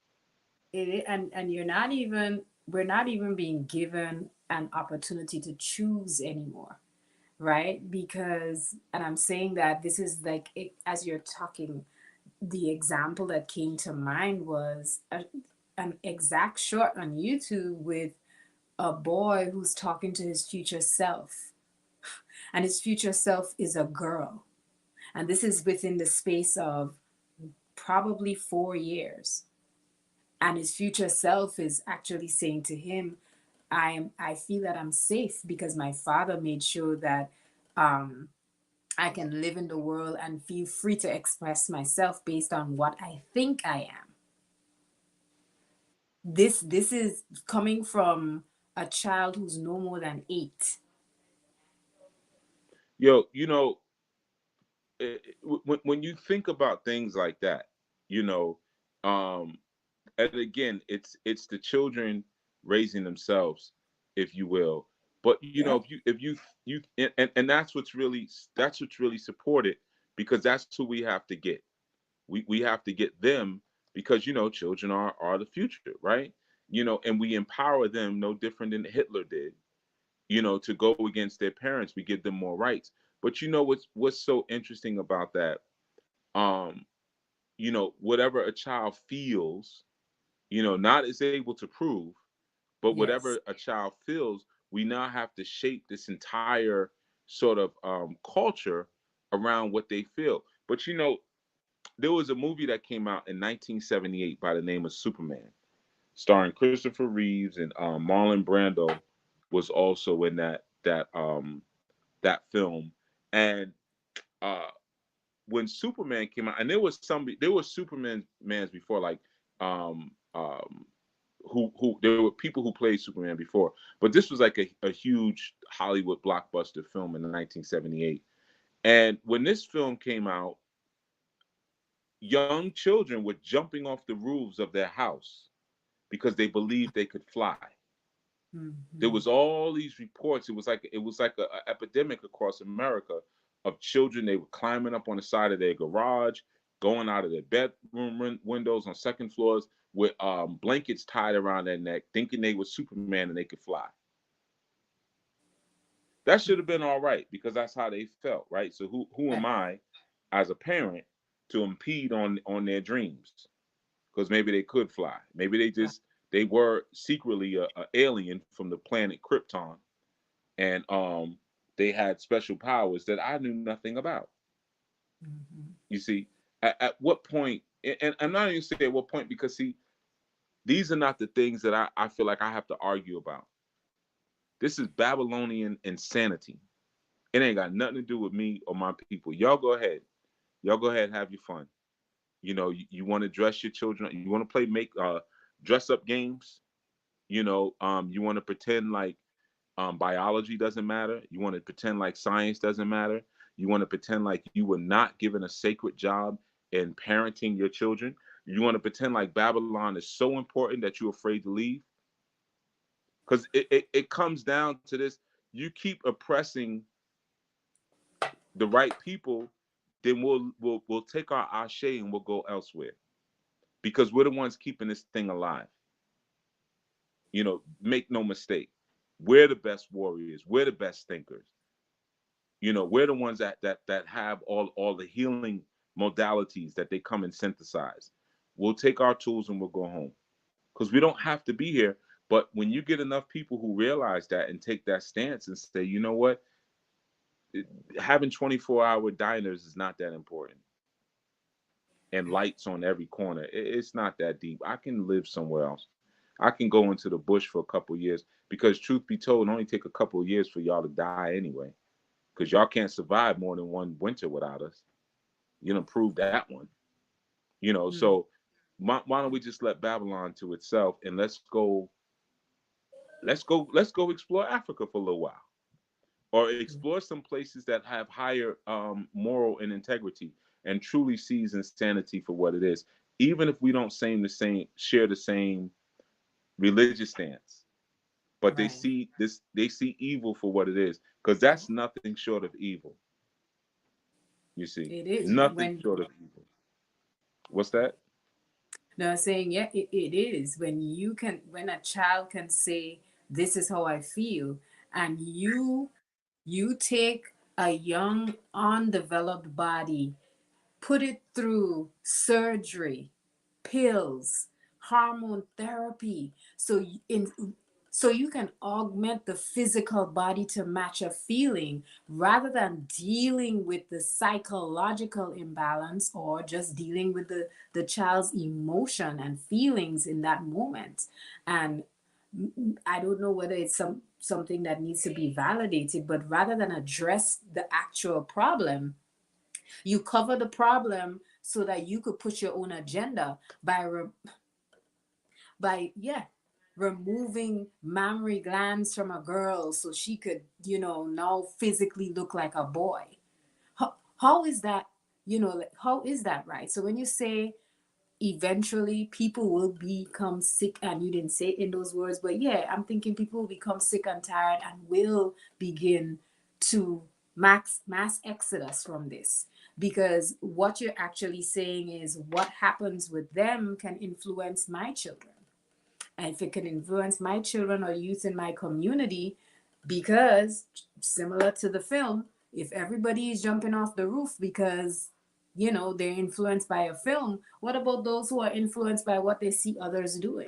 That's very much, that's a reality. We're So we're going already in the middle of that. right. We're not even waiting for it to happen. We're already there, where there's now a fluidity even in gender that didn't exist before, and that's completely normalized. You talk to a young person today, 13, 14, 15 years old, and it's completely normalized that they have no sort of gender structure or stance. True. And if you try to speak to them about that, then you're considered to be shaming them. You can't say, do you have a boyfriend, do you have a girlfriend? You can't ask those questions anymore.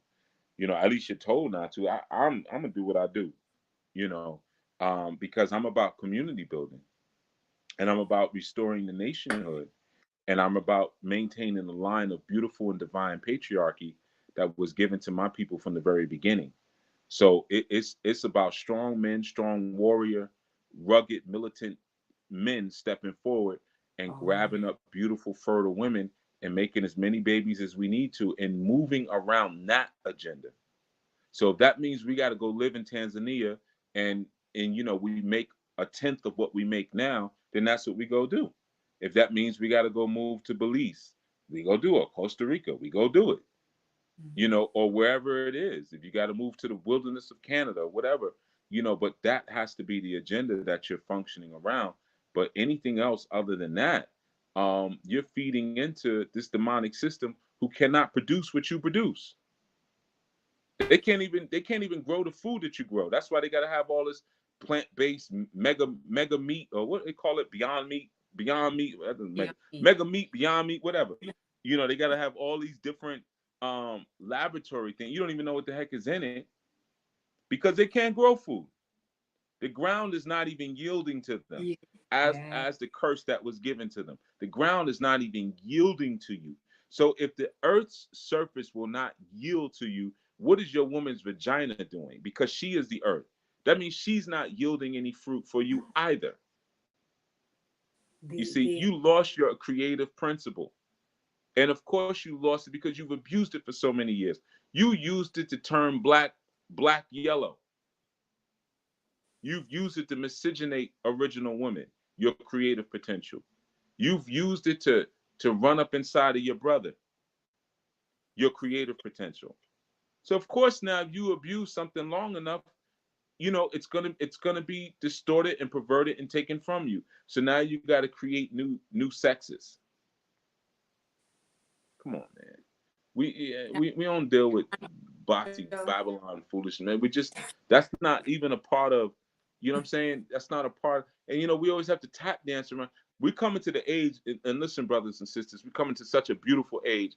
And the beautiful age is we ain't gonna have to tap dance around this stuff soon, because it's imploding upon itself. When you locking up inmates who are posturing themselves as one sex, and then other inmates are getting impregnated by them. You got one dude that got locked up, said he was one sex, and impregnated four inmates at the same time.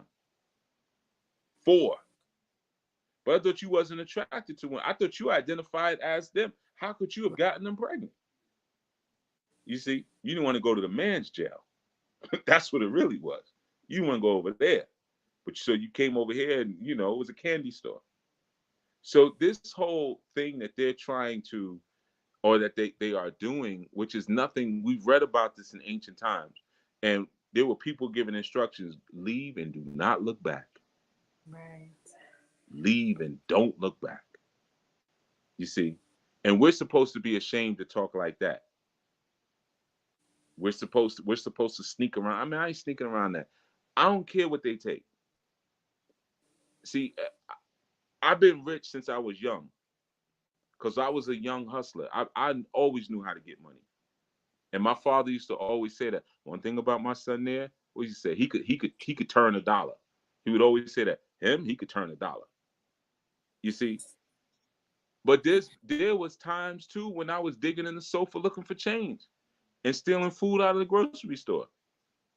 And was walking down the street holding my testicles the same way, either way, with cargo pants full of stolen lentils. You see?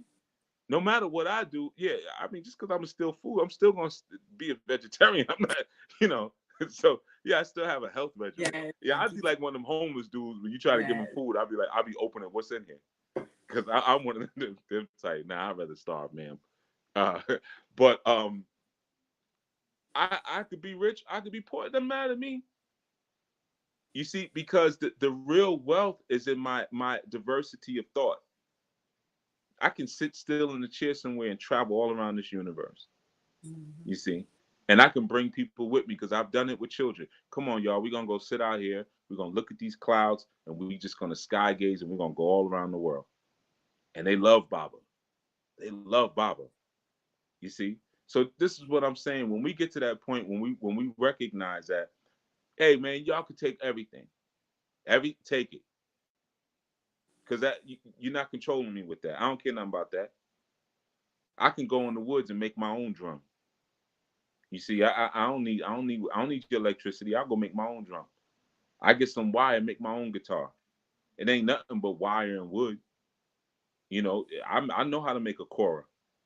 You see, y'all take all that stuff, take it with you, so you ain't got no reason to come back into my community.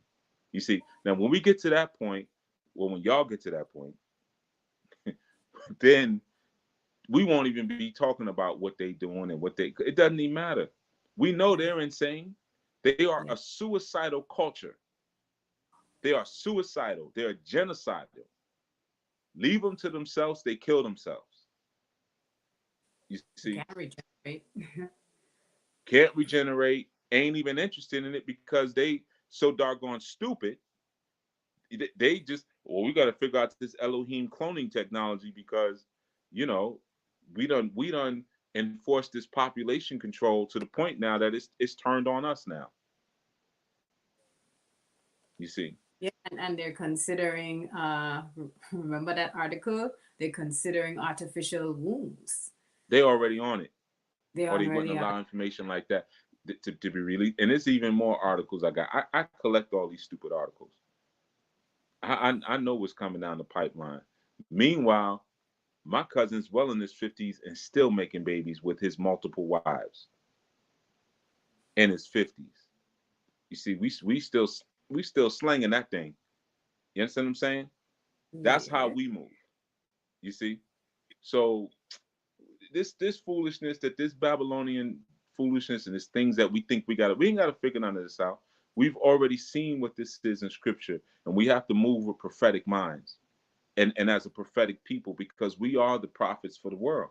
The world has always looked at us for prophetic revelation. So we ain't got to always be in this defensive position and trying to duck and dodge. That's what I'm saying. Soon, don't even worry about it because this thing is getting so crazy that it's gonna flip on itself very soon, and you'll be able to point a finger out loud and say, "See, see, you see, like same thing that happened with HIV/AIDS. It was an embarrassing thing back in the days because they called it was the gay disease. Yes. You see, but then when it started to really spread, and you found out little Johnny was gay, your little son over your little Johnny was gay, then now, oh my good, Johnny got AIDS. Now everybody was to point a finger and say, see, the AIDS is a problem. It's a problem. Right. Well, that's the same thing's gonna happen with all this transhumanism and all these alphabet movements. It's about to flip. Everyone's gonna be able to point the finger and say, oh, we shouldn't have did that one. Look at the mess we made here. But but that by that time it's already too late. The truth is, it's already too late. Ain't too late for me because you know what? The more they do that foolishness, the better I look. You see, I'm just getting more and more handsome by the month. Every time they come out with a new dumb policy and they take more powerful, melanin rich men off the playing field, those of us who are still standing strong, we start looking a little better, a little better, a little better. That's how Mike Tyson was. Every time Mike Tyson won a fight and won a couple more million, he got sexier and sexier. He's like, he's sexy. You know good and well that man is not sexy. Come on, he ain't even got a sexy voice. You know, he was built for one thing: hitting and getting hit. He wasn't built for talking, nothing else. You see what I'm saying? Oh gosh. But he started to stand above everybody else in the 90s and in the crack era when ain't nobody had no money. And he's looking at Mike Tyson, them leather suits and stuff, them leather outfits. So that's how it's becoming. We just gotta hold the line. We just gotta Right. hold the line and hold the line in femininity, hold the line in masculinity, and don't fall for the okey doke. That's the key. Don't fall for it. You ain't got to have these conversations because the only reason you're affected by this is because you think they have something that you need, that you're afraid to lose. Oh, I can't lose my job. I can't lose Right. this. Well, when we talk about disaster preparedness, is this not a disaster? I'm sure you got sisters who are terrified today to even bring children into this mess. That's a disaster. So that's a collapse. Have you prepared for Yeah. that collapse? You see? It probably goes back to that elevate finding land where there's elevation and separating, even if it Yeah. means for a time. Um, but there has to be that separation. That's, I think I don't even know if we got into that conversation on the retreat, but really considering what it means to live a communal life, because that's the only ticket that we have out of it. Well, remember, Zion starts in the core of your being. You see, so leaving Babylon has to start in the mind. Once you get it in your head, it's easy after that because you'll do whatever you have to do to not be in Babylon. But when you think it's just a physical thing, you're gonna take Babylon right along with you, Right. and then Babylon's gonna get lonely. The Babylon you brought with you, and then you're gonna find yourself, yeah, we did it for a while. We did the off the grid thing for a while, man, but it wasn't really sustainable, man. We had to come back. No, you brought Babylon with you. That's all you did. You brought Babylon with you. You see. I just got another property. I was talking today about it after I had a conversation before sundown overseas. It's not in this country. Yes. And I rented a small, it's really a room near my property so I can go do some of the building on it, but be close by. And the sister I have looking at the room, I said, well, just put my stuff in there, my clothes, just dump them in there, whatever. She said, the place you picked is so small, but she said, I know, like you'll be okay with it for a short time. But they know how, yeah, it's small, but that's all I need because I know what I'm doing. I'm not Right. about to put no big screen TVs and stuff in there. I asked, well, did my bed fit in there? Because if my bed didn't fit in there, you could lean it up against the wall. I sleep on the floor. It's fine. Because I know what I'm doing here. You see, Right. so that's a part of. I'm already out of Zion. So even the comforts and the standard format of Zion, I don't even relate to anymore. I don't need 10 gigantic pieces of chunky furniture all around me to be able to show people that I got some money. You see, give me a couple of pillows, and that's the seating area right there. Get your butt on the floor, and if you can't get up and down off the floor, then you got bigger issues. But that's the best. Those are the best seats, just like side note.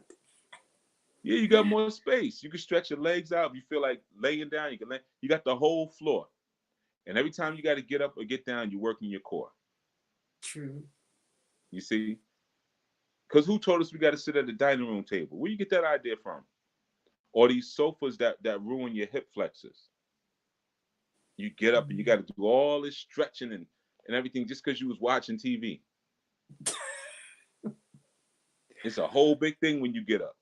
You see? So when you learn to reenact Zion inside of you first and recognize the Right. Exodus, we're the people of Exodus. Who else mirrors that story, even down to the 400 years of captivity? Who else mirrors that like we do? So come on, man. Exodus is a very real thing. It's a very real experience, and that again happens at the core of your being first. It happens Right. there first before you go anywhere outside of that. And then outside of that, you can Exodus right where you are. I knew a Yeah. dude years ago. I was in a situation with bad situation, but um, he robbed a jewelry store for about I think it was 800 and something $1,000 worth of jewelry, and he was wanted. They knew it was him. He was wanted, and he literally moved around the corner from his house, literally, like around. It was not even 2 blocks away from where he lived, and he was on the run, quote unquote, a fugitive for 9 years, right around the corner from where he lived. The way he got caught was he got into an argument with his sister, and he went to go visit his father in the nursing home. His sister set him up, and when he was coming out of the nursing home, he walked into the driveway, the parking lot, and they had it all gated off already, and they was waiting for him, locked him up, right? Mm-hmm. But you talk about leaving Babylon while still in Babylon. Now, I'm not telling everybody go rob a jewelry store so you can leave Babylon, but what I'm saying is that in his mind, once he did that, I'm out. I Mm-hmm. because I have to unplug from the system. But it didn't necessarily mean that he was, it wasn't like Batman. He's in Paris somewhere sitting at a table eating, drinking espressos or something like that.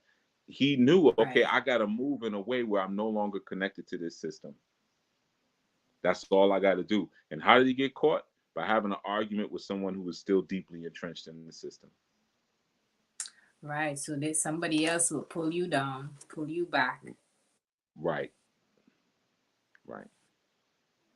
Yeah. It when you say it begins in your mind, it's reflected in our environment and how we move, how we function. Just the simple examples you gave of, not the chunky furniture and it does actually show where your investment is. It's true.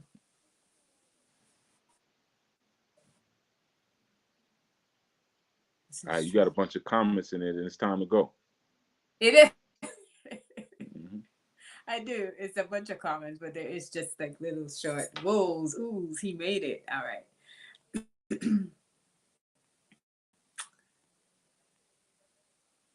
I don't. This Well, was Zach back. made a That comment this. that was kind of interesting. He said, which is why you don't say if someone killed themselves for fear. Oh, you got it. Okay, you saw it. That youth will try, but I guess nothing else follows that rule, right? And Master Menelik says it was a lower than average roof. Are you talking about when he tried to jump up? Yeah, he told us that story before. He got PTSD. Every time you see a roof, you start shaking. But he gets that feeling of falling. He gets vertigo every time he sees a garage roof. But Sister Aquia said, I think it unusual that those who gender changed acknowledge their body dysmorphia, but don't see it as a mental disorder or abnormal syndrome. Right. Because it's the language that we use. Yes. It's the language that we use. I remember one time years ago, I was in Nigeria, and I was walking through my village, and there was a dude walking.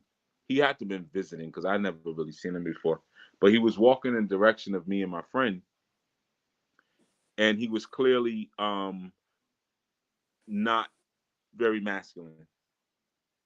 And I looked at him like kind of like, oh, only because you don't see that, especially where my village is, because I'm like you like nowadays. Back then you didn't see any of it, but nowadays in certain parts of the city, like if you're in Lagos, there are sections where you'll see, yeah, you'll see flames going up. But in the villages, no, you'll never see that. So he must have Right. probably been visiting family or something. But I looked and I'm like, whoa, am I seeing what I think I'm seeing? Because Yeah. that's, it's unusual for this area. And the friend I was walking with just said, yeah, he's sick. He's sick. There's something wrong with him. Like if he was sick in the head, like, yeah, there's something wrong with him. It didn't he didn't relate it to anything that dealt with a sexual identity, Right. because we know what Oh, sex we are. That yeah. part, your identity is evident. So it was clear that no, there's something wrong with him mentally. And it could be somebody might have put some bad juju on him, different things. I remember even people talking about that the foreigners, I'm just going to use the word foreigners, but that's not the word that's used. But the foreigners mix things up in laboratories when you go in for a doctor's visit. I'm just telling you like what's said locally, and it Right. may sound very plain, but it's sometimes the plain things are the most profound things. But they would say like, yeah, the foreigners, when you go in for a visit and they ask you what your blood type is, they'll take a sample of your blood, but then they mix your blood up with chemicals and give it back to you, and it makes you Mm. that way. So there's still a kind of an acknowledgement that this is something foreign. This is something very intentional that's been done, because let us deal with them shrewdly, lest they multiply. You see, so there's all these different wise ways to increase acceptance of the unacceptable and to name it something other than what it truly and really is, which Right. is the destruction of Israel. That's what this is, the destruction of Israel. You see, but Israel is so amazing because it's all over the freaking place. You can't. What we never even talk about? All the Israel in the Congo. You All of know, Israel. in the Congo, in the Hmm. Kikongo. It's really Kikongo. We say Congo, Yeah. but the proper name is Kikongo. And if you know Kikongo, then you know Anunnaki. An, heaven, Ki, earth. Anunnaki, the people from heaven on earth. Kong, Ang, Ki, Congo, Ki, earth, Ang, heaven, Kikongo, the people from heaven on earth. You see? You know what Hebrews are called in the Kikongo? They call the Hebrew. Hebrew. But you would never know that. Hebrew. Because you might hear that word real quick and say, no, he's not saying the same thing. But how could that be a Congolese word? Because they was there before anybody else. You see? But instead of Yahweh, they know the original name Zombie. Zombie is the term that's used. It's the same deity, Zombie. Now that Zombie. sounds interesting because you think about how that term has been bastardized. Zombie is now supposed to be something you're afraid of, but zombie was always considered the name of one of the original Ilamhu. Ilamhu is where you get Elohim, but in the Kikongo they call it Ilamhu. You see, so you didn't even get them. Now Leopold tried to get them all out of. That's why Leopold was in there going crazy. It wasn't just because they was black. That nobody cares about that. Right. Is the lineage. Yeah, the blood lineage, which they acknowledged. No, we are those people. You see, before there was a book, we were those people. Before there was a book, you see, and we always knew who Zombie is. We always knew about the Ilamhu. You see, so all this is really just a destruction of Israel, but you can't get it. You ain't gonna get it because it's when you sprinkle something that far and wide, it's like a revolutionary idea. You ain't gonna be able to stomp it out. Right. It catch a fire, actually. Exactly. Catch a fire. Exactly. So it's all over the place. And no one even talks about, like I said, people will talk about the Igbo, people will talk about the Ethiopian Hebrew. Yeah. You get your little sprinkles here and there. We haven't even caught up to talking about the King Congo. And the fact that all that black stuff you see, you know, when those early invaders came there, they acknowledged that these people spoke Hebrew, Latin, and Greek. And they said that they spoke Hebrew, Latin, and Greek, and they practiced magic and divination. Them people ain't practiced no magic. They had a connection that you just didn't have. Anytime them people see somebody with a connection that they don't have, they call it magic. When you could do Right. something that they can't do, it's magic. It wasn't no magic. You just couldn't do it. You didn't have the juice. You didn't have the hookup. It's that lineage. If Right. you're not part of it, you don't have access to that You don't have technology. access. You know, it's a good flick. I know Aki Zach wanted to check it out at the retreat. I don't know why y'all didn't go, but he wanted to see the Avatar, I guess, part two. I don't know what it's called. People, the thing of water, underwater Avatar. I don't know the name of it. I know it's something with water, but the second Avatar, I know he wanted to see. Um, Oh, and that you know that. what's interesting about that? What's that? What'd you say? No, never mind. It doesn't even matter. I'm sorry. Thought it was something Oh, wrong. but the way of water, right? The way of water. There we go. Yeah. Yeah, I knew water world. So the thing about it is that you know, it's all Anunnaki stuff. Mm. If you understand it, they call. Think about what I taught last Sabbath. Now the people, you know, everybody else doesn't know, but they call the people from Earth sky people. You see, which was the original name of the Elohim before people started calling them gods. They called them sky people. You see, and you got Jake Sully, of course, who really is Yakub Sullen, which means dark Yakub, Jake Sully. But the sky people come back, they return because their planet is uninhabitable. You know, Earth is dying, and they come back to this planet to get its resources and really to take it over.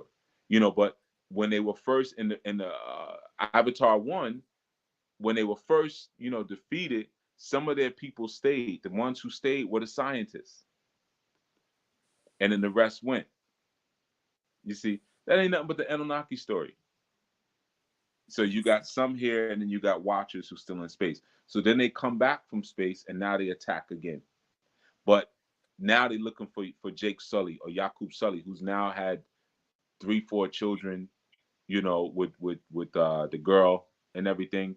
And one of the things that first happens when they encounter another village is that they say, like, yo, you a half breed. You know, they said you got demon blood. And they say, yeah, because my father was one of the sky people. Right. Demon blood. You see, so it's all about blood, man. You can't get around that. You can't get around that, you know? So that would be a representation of Nephilim in a sense. Right. Yeah. This the sky people, exactly. Yeah. They will be because when they come, I mean, I don't want to get a whole movie away. It's like a 3 hour movie. I got the bootleg, you know what I mean? But you know. Akizak said, "You wait a minute. You saw it without us? How could Nah, you? man. Come on, man. I ain't Did giving that?" hey man. I ain't paid for a movie. Shit. What's the last movie I paid for? Man, I want to say Minister Society. That came out in 92, 93. I think it's the last movie I paid to go watch.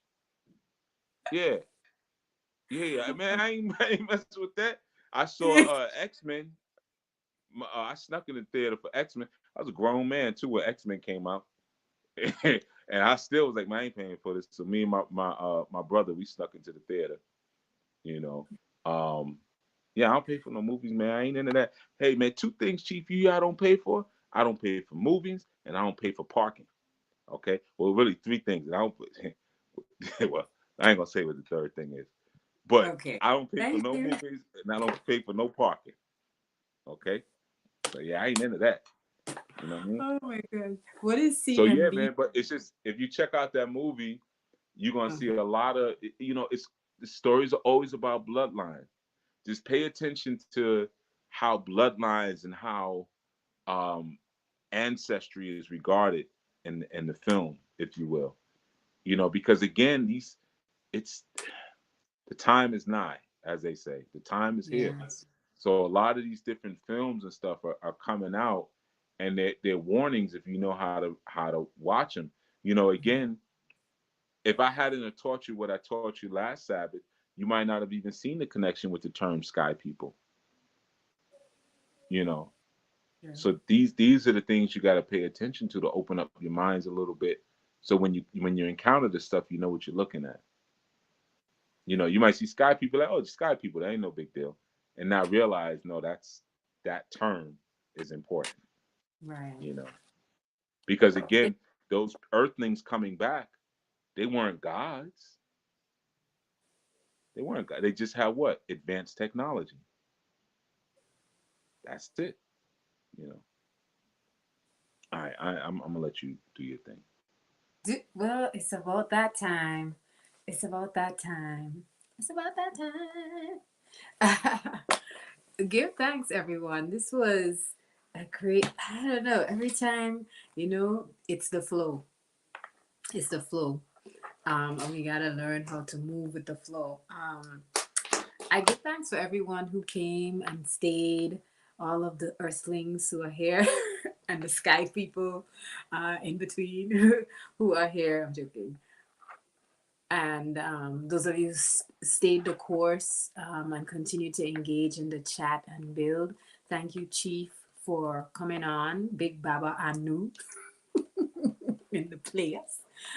Give thanks for coming in and just, always being in space and dedicating that time to Anu. We really appreciate it. And, I don't even know how else to say thank you other than give thanks. Give thanks. Thank you to, I don't see any other guests, so I called everybody's name. So that's it. Good night, everyone. Enjoy your Sabbath. Rest well, and rest well enough so that you're prepared to get back on track for the last 7 days of the challenge. Peace, everyone.